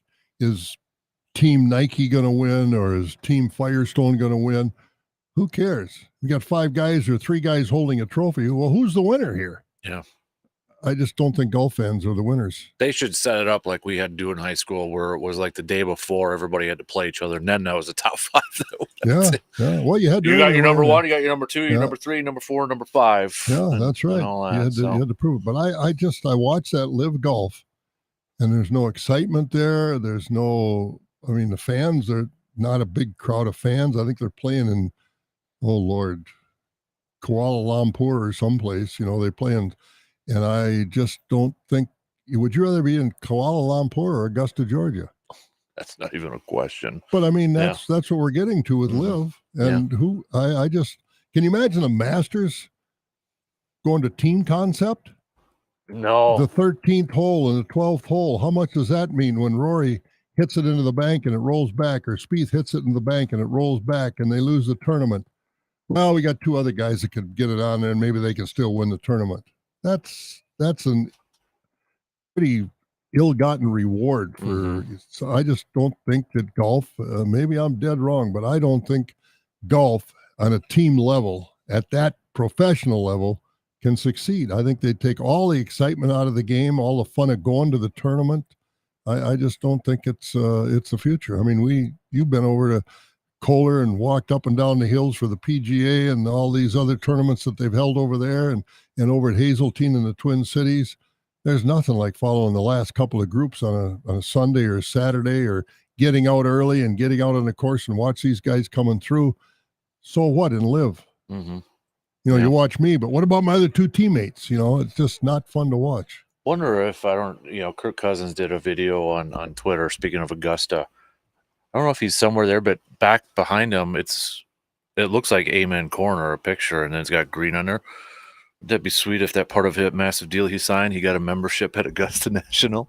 Well, I'm sure the guy that owns the Atlanta Falcons owns Lowe's, and he's got enough money to join any place he wants. Yeah. So, I don't know. Maybe he did, but he's, his wife is from Atlanta. Right. He off-seasoned rehab last fall in Atlanta. So I don't know.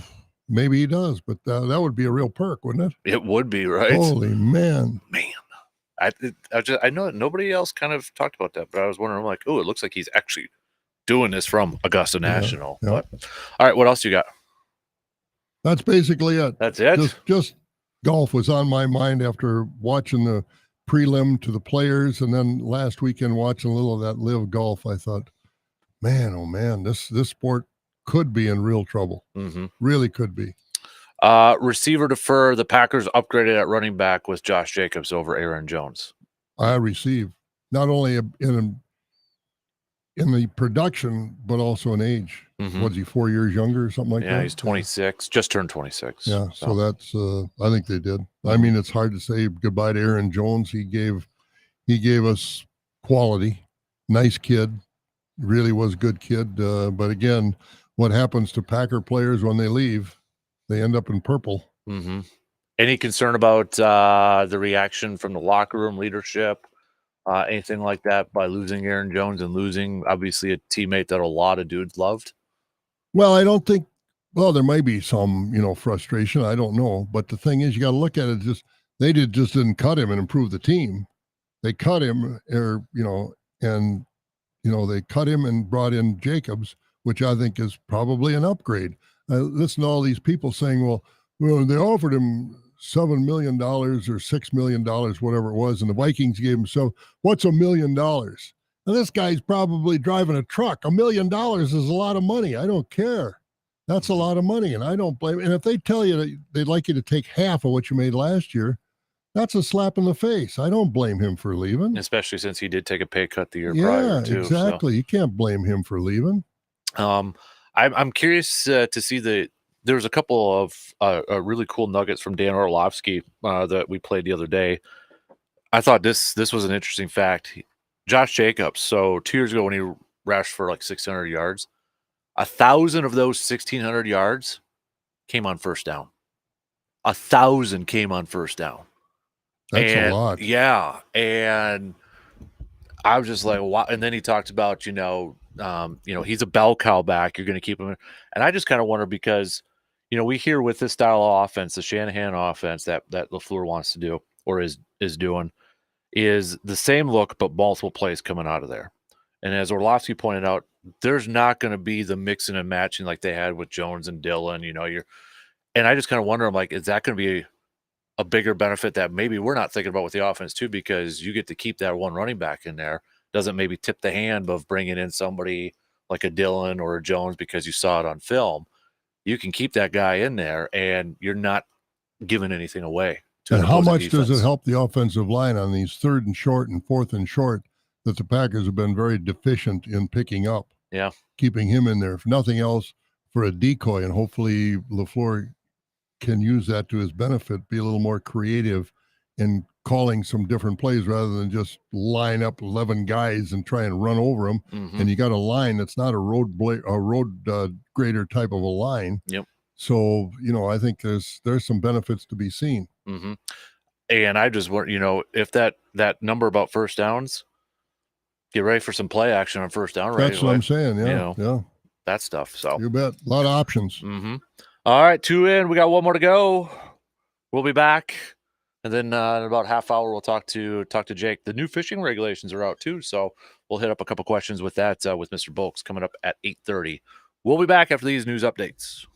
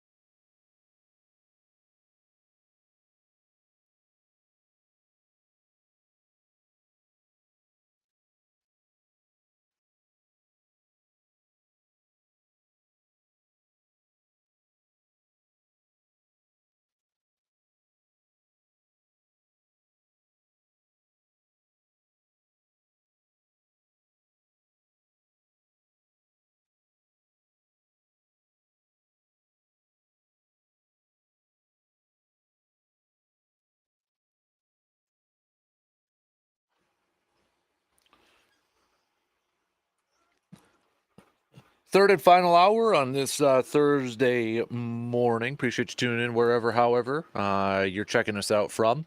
Coming up at the bottom of the hour, we will catch up with Mr. Jake Bolks, Conservation Warden for the great state of Wisconsin. We do have, I saw just yesterday, was it yesterday or maybe even earlier this morning, the new fishing regulations are out for the 2024-25 season. So we'll hit up that, and because there's some local stuff tied with it too. So we'll get a recap of that with Jake, plus turkey tags, leftovers going on sale next week if you haven't set your reminders. Boy, there's a lot of turkeys out there. Man, I drive around the countryside and they're big flocks. Yes, there is. One hangs around our neighborhood too all the time. So you better watch out if I get desperate. Yeah, they're not all out in the country, that's for sure. They're in town as well. So do you have your top 5? Big worm asked for it. So all right, let's start with number 5 for you. The best baseball players from 1990 to now. We did this yesterday, but we had a request. Somebody wants to know yours. So number 5. Number 5, Roger Clemens. Okay. Then I'll go with Derek Jeter. Okay. Then Barry Bonds. Mm-hmm. Then A-Rod. Yep. And then Ken Griffey, number 1. Yeah. Mine. Sosa and McGuire, they drew a lot of attention to it, but they did one thing. That's all they did. Mm-hmm. And these other guys were much more versatile and more impactful, I think. But it's a selection. Everybody's got different. I had the same top 3 as you. Did you really? I did, I think. Yeah. I think I did. Who were the other 4 and 5? My 4 was Pujols. Yep. Oh, that's a good one I left off. Yep. Pujols, and then 5 I went Pedro. Yeah. And I thought Pedro was good too, but Clemens, Clemens, Pedro, whatever. Yeah. But Pujols is hard. He's, with all the home runs. But I just think, again, let's go top 6. But it's hard for me to leave Jeter off because he was such a complete player. In the field, he was so smart. I mean, that one play in the World Series shows it. Hit 3,000 hits. He had, he was just such a leader and such a difference maker. And like I said, you can't go wrong when you get to the, top 10 or so. But there have been some great ones. Can you do me a favor, though? When you see a certain Matt in the building here, he gave us his top 5, and David Justice was in there. Give him a hard time. Been smoking? Just give him a hard time. David Justice. Yeah. Give him a hard time for me, will you? If you see him. Oh, Lord. I want to see him bend under the Bob Bolsold pressure. He's completely disqualified from ever putting together a list again. David Justice. That's like saying your top 5 all-time NBA players, Bobby Dandridge. Come on. He was good, but oh, Lord. I did have a 6 honorable mention was Chipper Jones. Yeah, he was a great all-around player, but yeah. I wouldn't have him in my top 5 at all, or even top 6, but he'd be in the top 10. Yeah. Yeah, when you think about it, it gets hard because we were kind of going through the list from ESPN that did the top 100 from a couple of years ago, and the highest current player on there at that time 2 years ago was at number 15. It was Mike Trout. Yep. And I think Mike Trout is sliding. I was going to ask because I feel like he's kind of sliding down a little bit. And does Ohtani crack the top 10 when it's all said and done? Oh, I think he has to. I think he has to. He's done enough that, you don't pay him $700 million just hoping he's going to be in one of the top 10 players. You got to know he's going to be. And this year, I think he's going to make a big difference for the Dodgers just hitting. Yeah. They've got with the DH now just hitting. And when he comes back to pitch next year, look out. I mean, what is the ceiling on him? Yeah. Well, and you look at that team, you know who their new shortstop is now, right? Yeah, Mookie Betts. Mookie Betts is now going to go play shortstop. What happened to there was a kid from around Milwaukee or Gavin something. Lux? Yeah, what happened to him? Was he shortstop or second baseman? Maybe he was third base. Oh, maybe he is, but that kid was up and coming for the Dodgers. They let Seager go and they let he was removed. Turner go. Yep. Says here, spring training has gone far from the plan for Gavin Lux. He came into camp set to become the team's everyday starting shortstop, and is now trying to adjust as their second baseman, which where Mookie was over there. So, yeah, you got Mookie Betts, who was a Gold Glover in the outfield, goes play second, and now he's going to be, for the Dodgers, their starting shortstop. It'll be interesting to watch because the shortstop, let's face it, he's the quarterback of the defense, Mm-hmm. more so than even the catcher.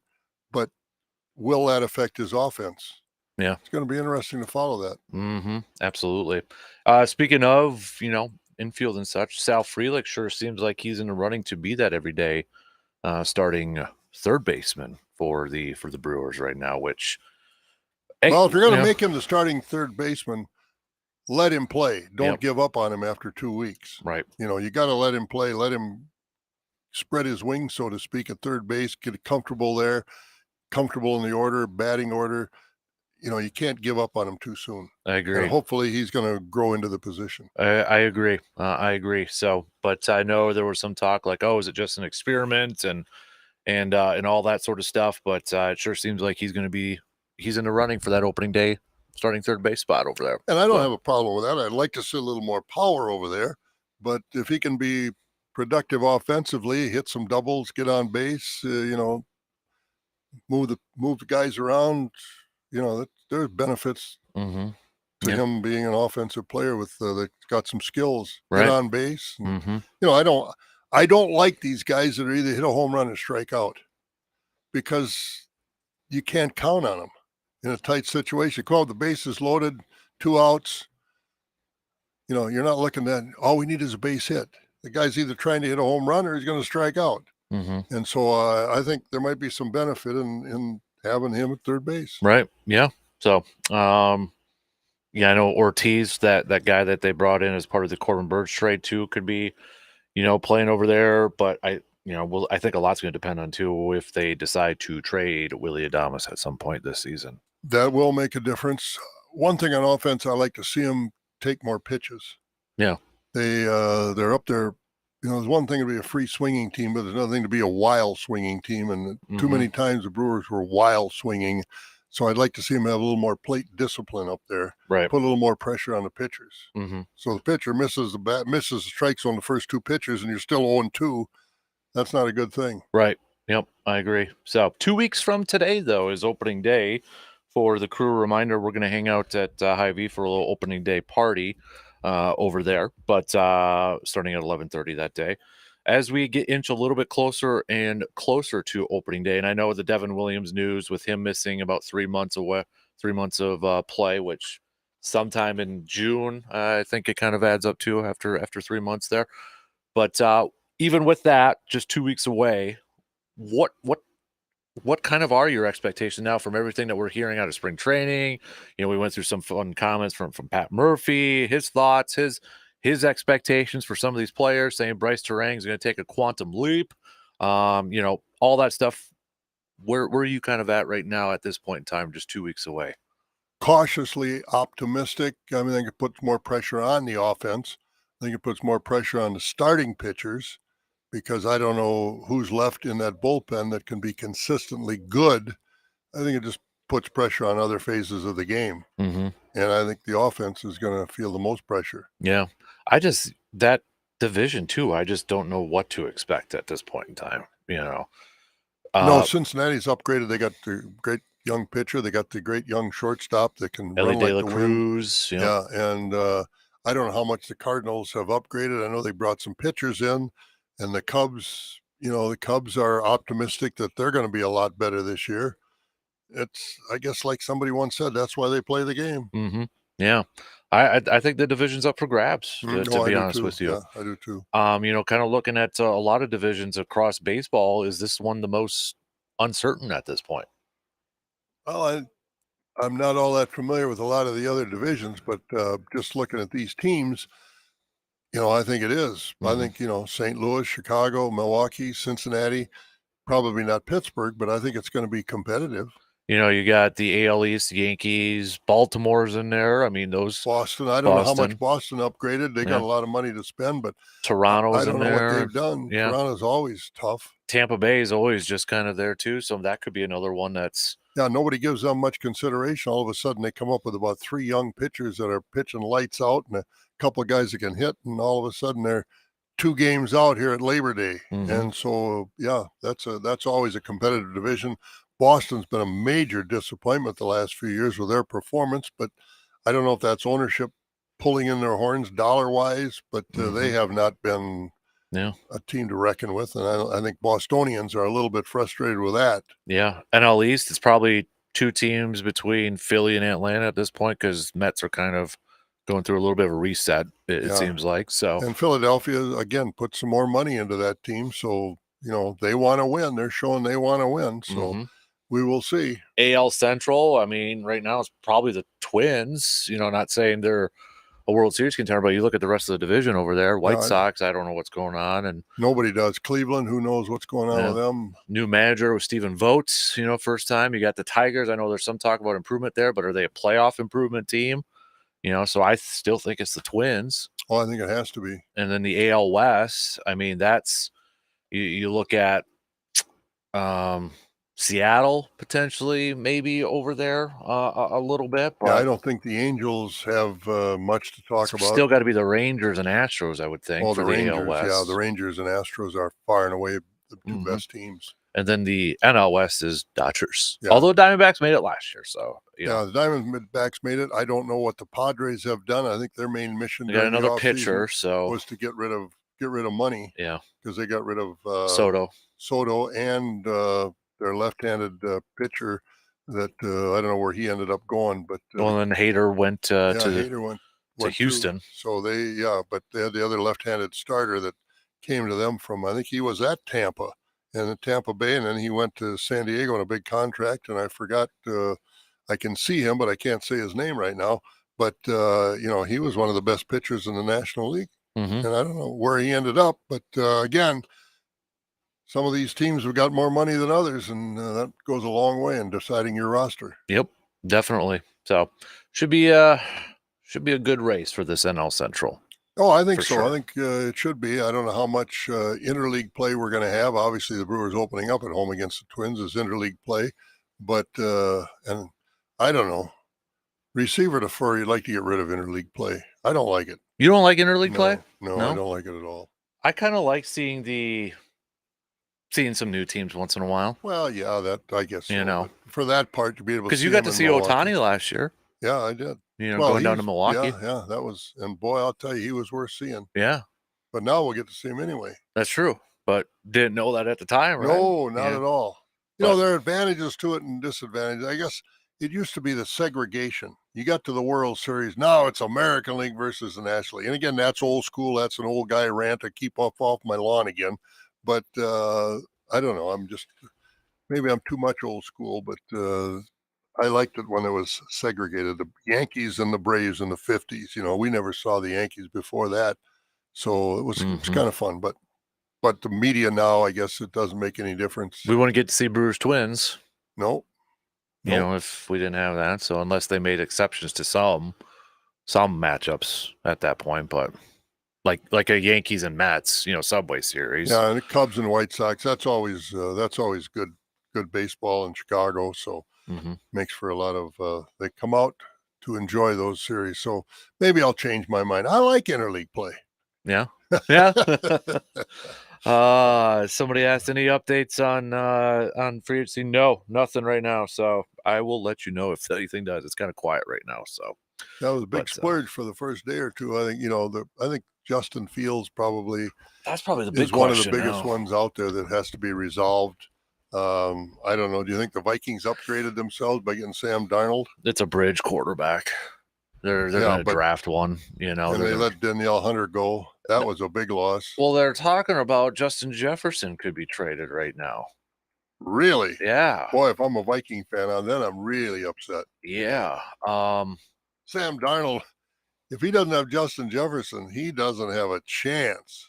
I just I get where some of I don't know if it's just a thought process, like, JJ's like, well, he doesn't want to play for Sam Darnold or anything like that. But I mean, you're already going to trade the guy potentially before he gets that contract. I mean, you haven't had enough time with the guy. I'm I just, surprised, the way the Vikings and the Bears. I'm surprised the Vikings haven't traded for Justin Fields because the Lions and the Vikings trade tight end a couple of years ago, and in the division, there's some of those teams do a lot of interdivisional stuff. and I think that's where, are assuming it's not going to happen. But at the same time, I think if it doesn't happen, that maybe tells you that the Bears still think highly of Justin Fields. It's like when the Vikings wanted Favre from the Packers, they weren't going to trade him to a division, but you still knew Favre could probably play, at a high level. But I And think, I like Justin Fields too. mhm. And if they trade him away, I think he's a better quarterback. And I haven't seen him a lot. Caleb Williams out of Southern Cal. This year, I thought he melted down an awful lot under pressure in some of those games with Southern Cal. And I don't know about his demeanor, his character, his intestinal fortitude going forward, because let's face it, if you kind of melt down in college, the pro defenses are a lot tougher than college defenses. Now I don't know if this is how accurate this is, but Tyler Eifert, the former tight end for the Bengals, remember he was a former first round pick too, but injuries and all that. He kind of helped. I don't know if he was the main one, but he posted on social. Again, I don't know if this is something legit, but he said sources are telling me Jefferson to Cincy is in motion. Eye emojis like, Well, they've got Trey, who's a or receiver. T Higgins wants a T. trade. Higgins wants to leave. Yeah. So, well, it wouldn't break my heart to see Justin Jefferson go to the AFC. If Justin Jefferson somehow goes to the Bengals, that AFC North next year is going to be so much fun to watch. Oh, it's going to be good. Going to be good. You got, I don't know how Russell's Russell going to do Wilson, in yeah, Pittsburgh. Joe Burrow with Jamar Chase and Justin Jefferson, for crying out loud. Good Lord. They won't have anybody else to pay for, though, because they'll have to pay those three. Baltimore, now Derrick Henry's over there with Lamar Jackson. And then Cleveland, who got Jerry Jeudy, make or break year for Deshaun Watson. So I kind of want it to happen to see how they beat up on each Oh, other. it's going to be something, isn't it? That would be something, man. If I'm Joe Burrow, I'm licking my chops. You might as well just call that LSU North. I know it. Well, you might, yeah. With the Bengals over there. Unreal. LSU Tigers, Cincinnati Bengals. There you go. Maybe that's the fit. I like it. All right, let's talk with Jake, our conservation warden buddy.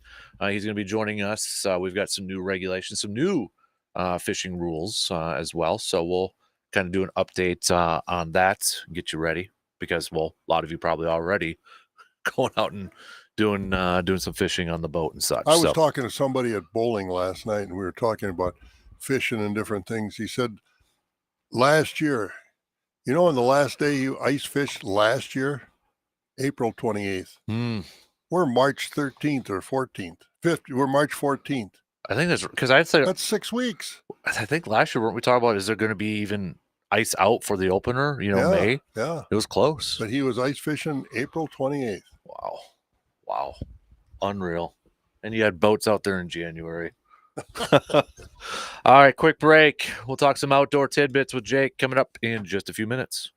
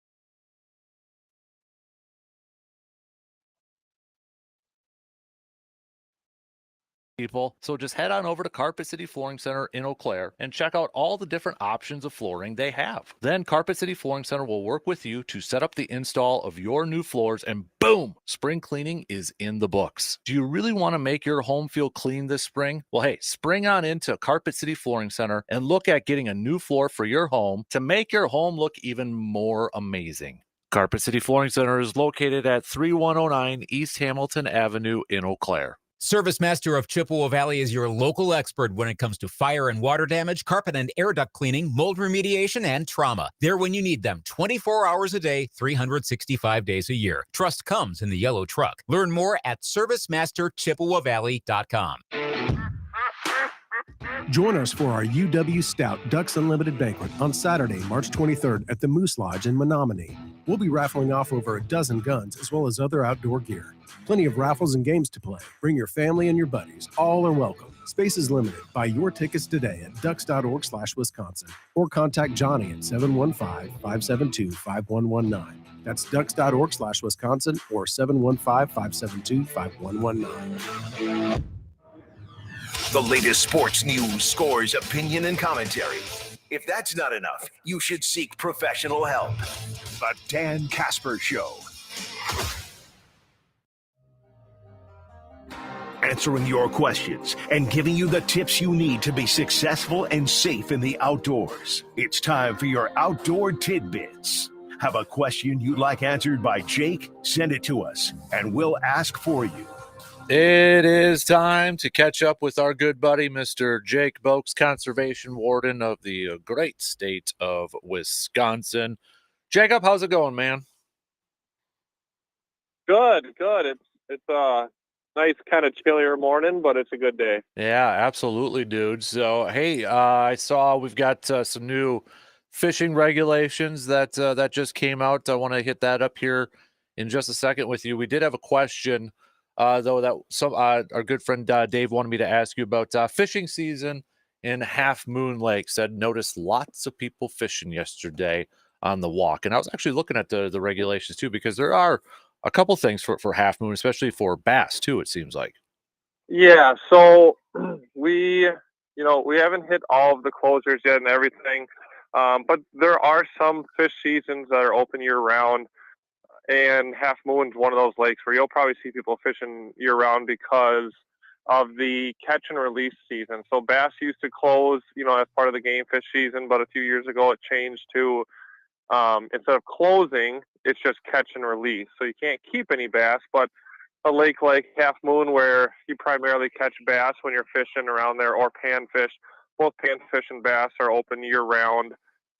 It's just the bass this time of year kind of have the catch and release rules around them. So people can be out there, especially on these nice days. It gives them an opportunity to get out and do something.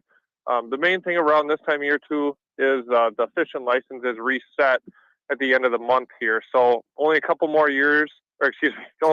weeks you can use the current license, and then you got to start getting your new stuff.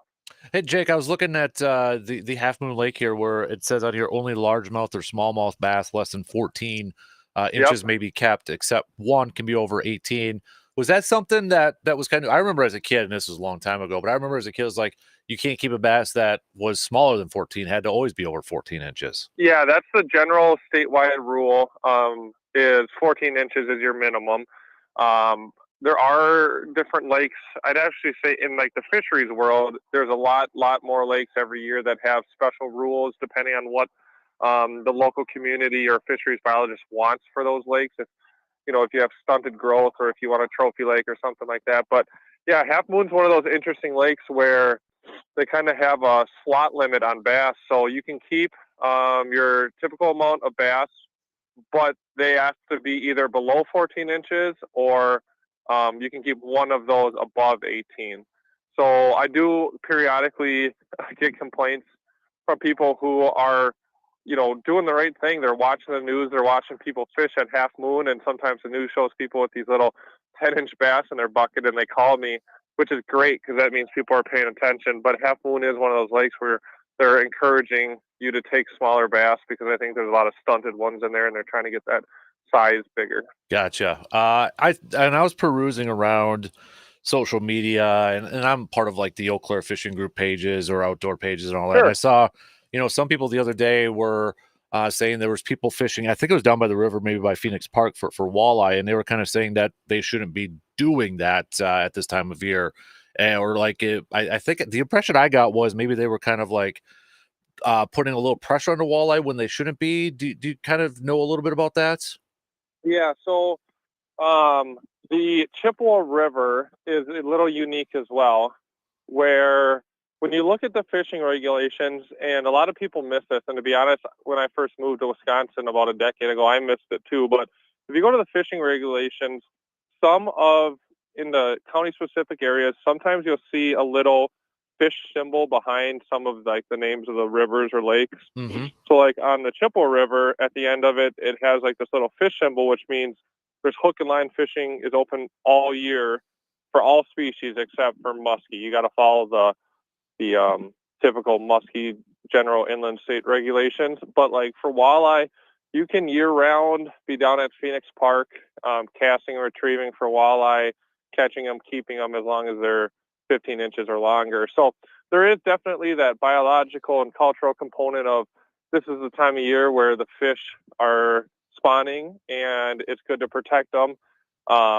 because even catching and release some species can put a lot of stress on that and potentially kill them or interrupt their spawning. However, the biologists, especially in a river system, have deemed that there's not enough pressure or they're spread out enough where it doesn't have a biological impact, so they leave that season open for more opportunity for fishermen.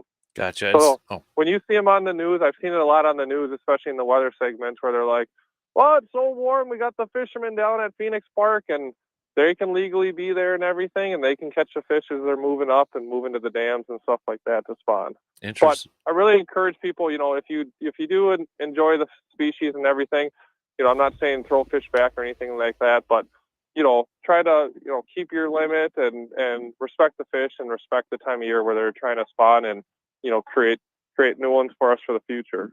Just a quick question. I know Bob's got one here for you too, but Yeah. like with like the slots and the limits, does that come like from the fish biologist? I know like when we talk deer hunting, you got your deer council and they make recommendations and such. When it comes to like, see, I'm looking Altoona Lake and only 10 panfish may be kept. Is that kind of mostly from biologist recommendations? Yeah, so they definitely have a impact. So there's like state legislation that kind of creates like a foundation or an outline on what they can do, kind of like CDAC meetings where they can't just like go crazy and do whatever they want, but they can use different tools that are within like their management plans to utilize on these different lakes and rivers to try to get it to whatever the goal is. Again, every water body seems to have a different goal on big fish, more fish, little fish, whatever. Take them all, leave them all. And the biologists can work with those different tools they have to try to achieve those goals. So they do have a lot of say in it, and every year they reach out to a lot of different DNR staff members, including the wardens, to kind of ask about what we see in the field, what the fishermen are saying, how is it easier to enforce it this way, harder to enforce it this way, stuff like that. So they utilize a lot of tools, and they do have a lot of kind of discretion on it. So they do change it here and there, but it's not like they can literally do whatever they want, if that makes sense. Yep, definitely. Hey, Jake, I was reading this, and one of the things I see here is a new small tournament registration requirement. And I know fun fishing tournaments are fundraisers for a lot of communities and organizations. What does that mean, registration requirements for these small, and what's a small tournament? That's a great question. That actually, I saw the press release, or that was emailed to me yesterday, and I was real busy yesterday and didn't have time to read into the details of it. But from my just general understanding of it is that there's a lot of tournaments that people have or people throw that already technically probably or needed to be registered, but they weren't registering them. And then that would create kind of a conflict of having multiple, tournaments on the same lake and affecting the fishery. So I think the goal of this is to just make sure everyone gets gets their stuff in, gets it on the calendar, because there is like a tournament calendar. You can go to the DNR website, and then you can look at each lake, and they have like a set limit of tournaments per lake, per weekend, or per week. I think this is just an overall way to encompass getting them all on the board, so everyone knows who's doing what, and where it's at and when, and so the lakes aren't overpressured. It's a really good question, Bob. I just haven't had time to read the press release or read our guidance on it yet. I can read the first part of this press release here. Go for it. That announced today that the fishing tournaments that are statewide or regional in nature, seasonal without specific fishing dates, or that have fewer than 20 boats or 100 participants will be required to register with the DNR starting April 1st. Registration of these tournaments will be free of charge. And kind of what Jake was saying, the registration requirement will help the DNR gather data on the number and types of tournaments held on Wisconsin water bodies. So kind of sounds like I know what I'm talking about, even when I don't know what I'm talking about, huh? Yeah. So like everything in that first part of it, they're basically just alluding to, those are all the requirements. Like the opposite of what you read was the requirements when you had to get them registered. So yeah, that's just clarifying that if you don't fit what the current requirements have been, you just need to get them in. And I mean, the press release says it for there. So I don't think it's really easy to do it. A lot of these tournaments that have been done or have been getting the permits, they work really easy with the fisheries biologists. I'm glad to hear that it's free. So it's not going to change anything for like the fundraising stuff. Fundraisers aren't going to lose money. Again, it's just so like these lakes don't get overpressured during the summer. Yeah, and as it says here too, the larger tournaments and some of the specialized tournaments are monitored and regulated through a paid permit system, but there was little information on the unpermitted tournaments, and this is what will help kind of everything there too. Yeah. So, yeah. Good stuff. So, I know I've looked at that. I have heard, just from my personal life, different people, saying this or saying that. And, I've heard more overall good from it. Even people that are like people that do participate in winter tournaments, summer tournaments, that, it's just good to not have too much pressure on a lake and overdo it. And I know the local fishermen would probably want to know if they're having 3-4 fishing tournaments every weekend in a summer on a lake, and to reduce that, because some of these lakes do get pounded pretty good by different types of fishing tournaments. One more quick thing for what's new for this year. Since we're talking about walleye, it says here too, statewide daily bag limit of 3 walleye per day on all inland waters. Yeah, so around here, a lot of fishermen are aware of the ceded territory rules, walleye rules, where it's 3 fish, 15 to 20 is where you can keep them, and then you can keep one of those 3 over 24. That's for a majority of the state. But with I think to simplify it and to protect the walleye populations, they just took that general 5 fish rule and knocked it down to 3. Everyone, you can look at it however. A lot of us like to harvest a lot of fish and whatnot, but 3 walleye is a sufficient amount to make a good meal at home. And if you're fishing with a buddy or your family, you're taking 3, 6, 9, 12 walleyes home from a water body. It's a lot of fish still. So, I haven't heard too many negative things on it. I think protecting our fish and our overall like statewide limits have probably been a good thing that they've kind of changed to lately. All right, before I let you go too, just another quick reminder, next week's the week if you want those extra turkey tags, right? Yeah, I screwed that up. I went on my account on Monday because I want to get a zone 1. I want to hunt in a couple of zones this year, so I was up ready to go Monday. I got my patron's license. I'm like, why can't I buy a bonus tag? And I looked at the dates, so I'm sure I wasn't the only one that did it. So I'm ready to go. I got my patron's license already.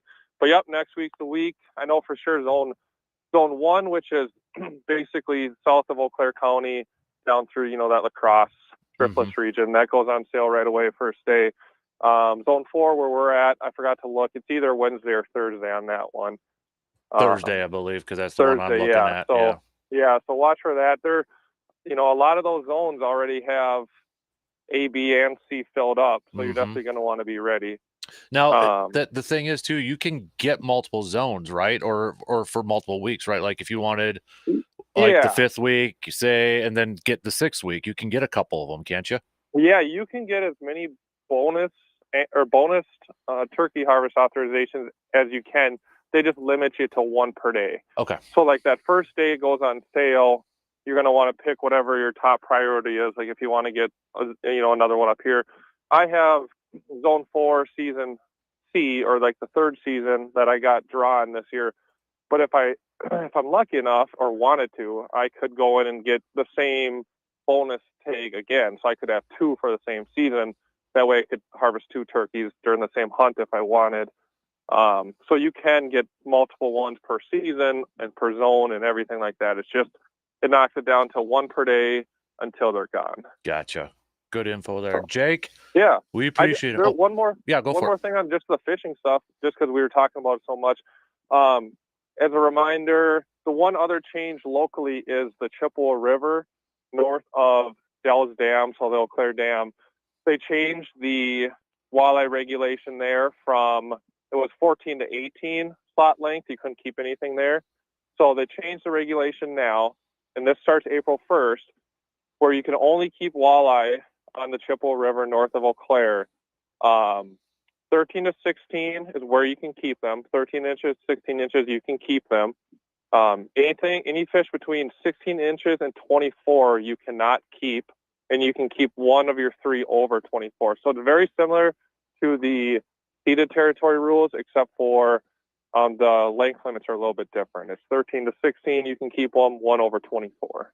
Gotcha. Good. And the math, I talked to the biologist about that, and he said the math on that should produce like a 30% or more like growth impact on the walleye over the next few years, based off the numbers and what the historical slot length has been. So we're trying to up the size on the fish in the Chippewa River or the walleye.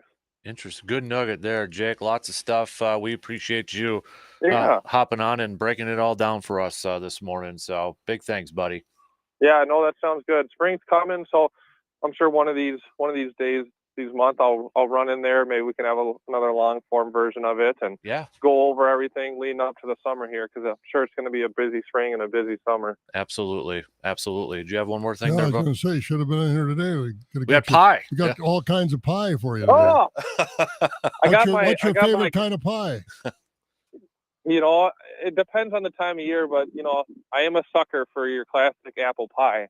But I don't know. Some people, everyone likes their pie different. I actually enjoy like a good cold apple pie.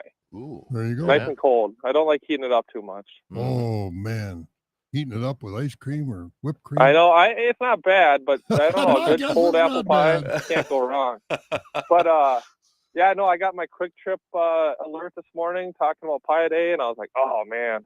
Got to get in for it. Well, the man was here with his pies, so Main Street Cafe. Main Street. Oh yeah, they make a good. They definitely make a good pie, no doubt about it. Well, if you're driving by, stop in. Yeah, absolutely. I will. All right, Jake, we appreciate it, buddy. As always, have a good rest of your weekend. We'll catch up again next week. Okay. Yeah, you guys too. Thanks. You got it. There you go, Jake Boakes, our conservation warden buddy from the great state of Wisconsin. A lot of good info there, especially with the new fishing regulations coming out. I was reading these regulations because I get them on my email too, and I was looking at these yesterday, and I'm thinking there's a lot to monitor as far as fish, lakes, rivers, streams, fish varieties. All the different kinds of fish we got. Different counties have different stuff. It's just unbelievable, and so to keep it fresh, I guess, and keep it viable in Wisconsin, because there are a lot of people that fish. A lot of fish come out of our water, so to be able to keep the habitat up and keep the next generation going, I mean, it's an art. I'll tell you, I give the DNR credit for monitoring it the way they do. Yep. Some people obviously never agree with the DNR, but boy, I'm telling you what, it's quite an organization. They got a lot on their shoulders. Yep, definitely. All right, let's take a quick break, and we've got some picks and predicts coming up. Brought to you by the Elbow Room after these few words.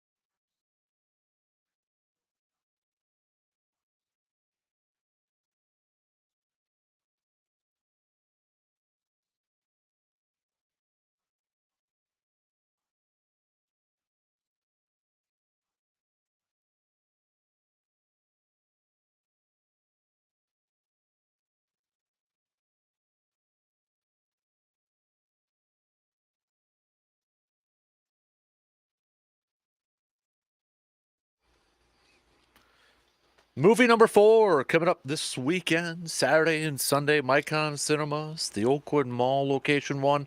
It's the Spring Kids Movies series, partnering up with Backyard Dreams. Big thanks to Micon Cinemas for that. 11 a.m. showtimes, just $3 admission, $2 popcorn, $2 sodas. This weekend's movie is Bingo. And then after that, you got Field of Dreams and the OG Space Jam. I think I'm going to be going to both of those with Hutz, even though he will not like that Space Jam one because he's not a Jordan fan. So. Oh, boy. Yeah. Speaking of Field of Dreams, who's playing down there this year? Do we know? Do they have a game down there this year? Do they? I don't know. I guess I hadn't heard, but I think it's been a big success because a lot of people watch that game. The 2 years that they've had it, the Yankees and all, it was a success. I don't know if they got one this year or not. They are doing the 2024 Field of Dreams game at Rickwood Field. That same field, they just gave it a name now, or what? In Dyersville? I'm looking. You're asking me? No, it's in Alabama. It's in Alabama. Well, that takes some luster off the pumpkin. Yeah. Okay, so ongoing construction at the original Field of Dreams site in Dyersville doesn't allow for an MLB game to be played this summer. Okay. Hopefully they'll be back in 25. Yeah, the Cardinals will be the home team.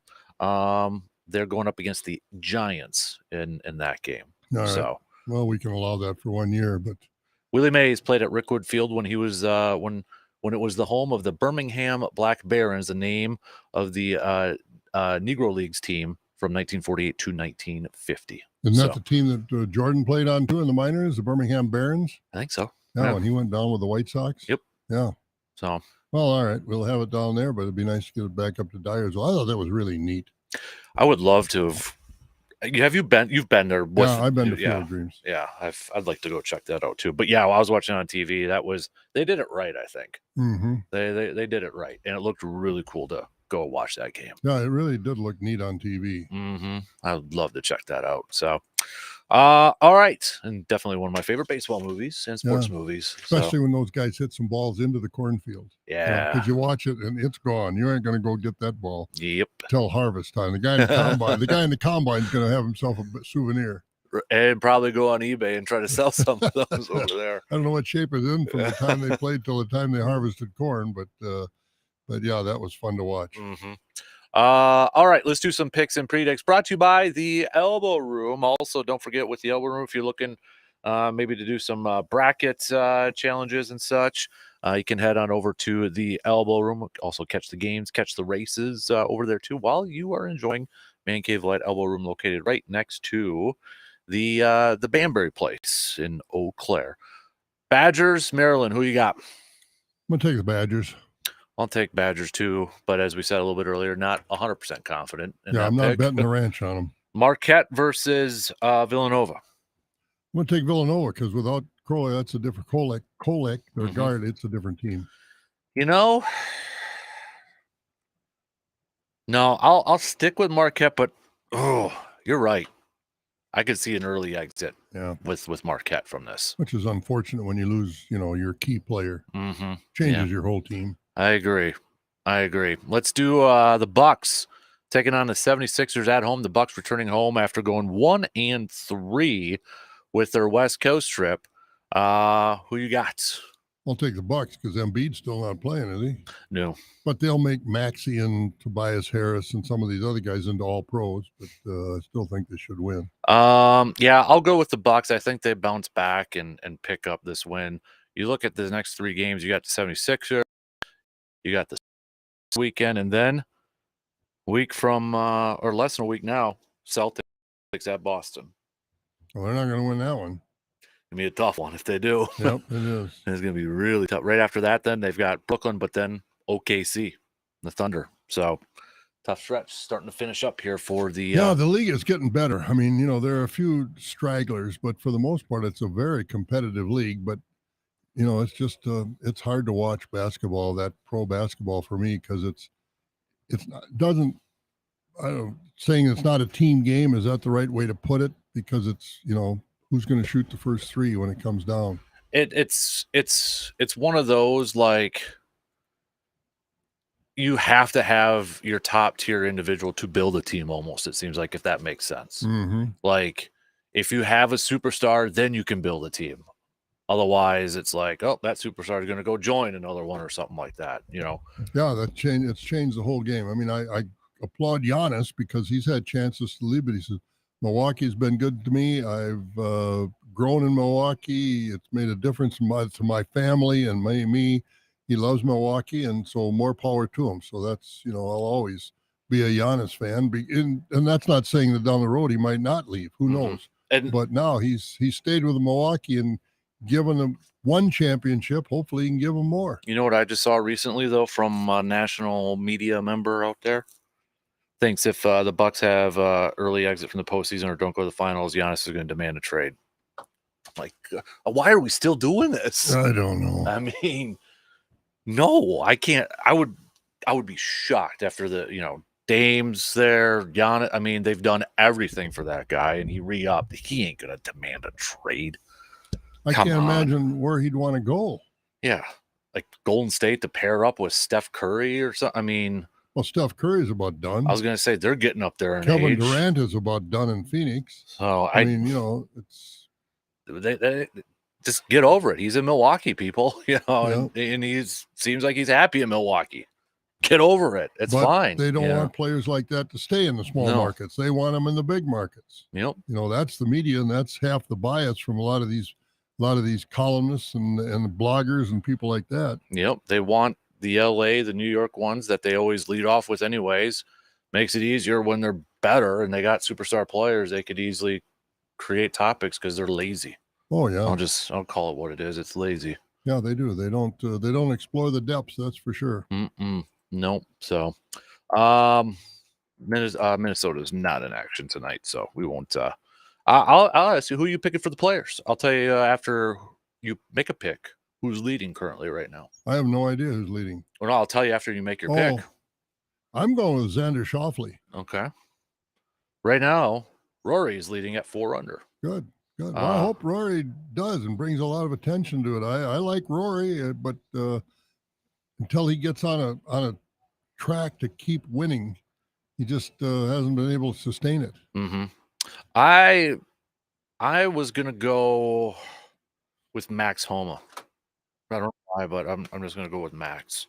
Yeah, not a bad choice. He can get hot and do some. I mean, Cantwell and Scheffler, there are some guys that can play, but some reason I just think Xander Schauffele might find the right button this week down there.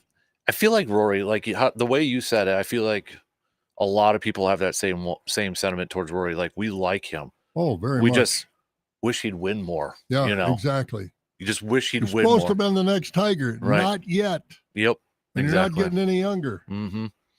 All right. Go have some more pie there, big boy. Oh, I'm about filled up. Oh, no, you're not. You've got room. There's always room for pie. Room for the pie. Have a good rest of your day, everybody. DP and Adonis are up next. We'll do this again tomorrow morning. Talk to you then.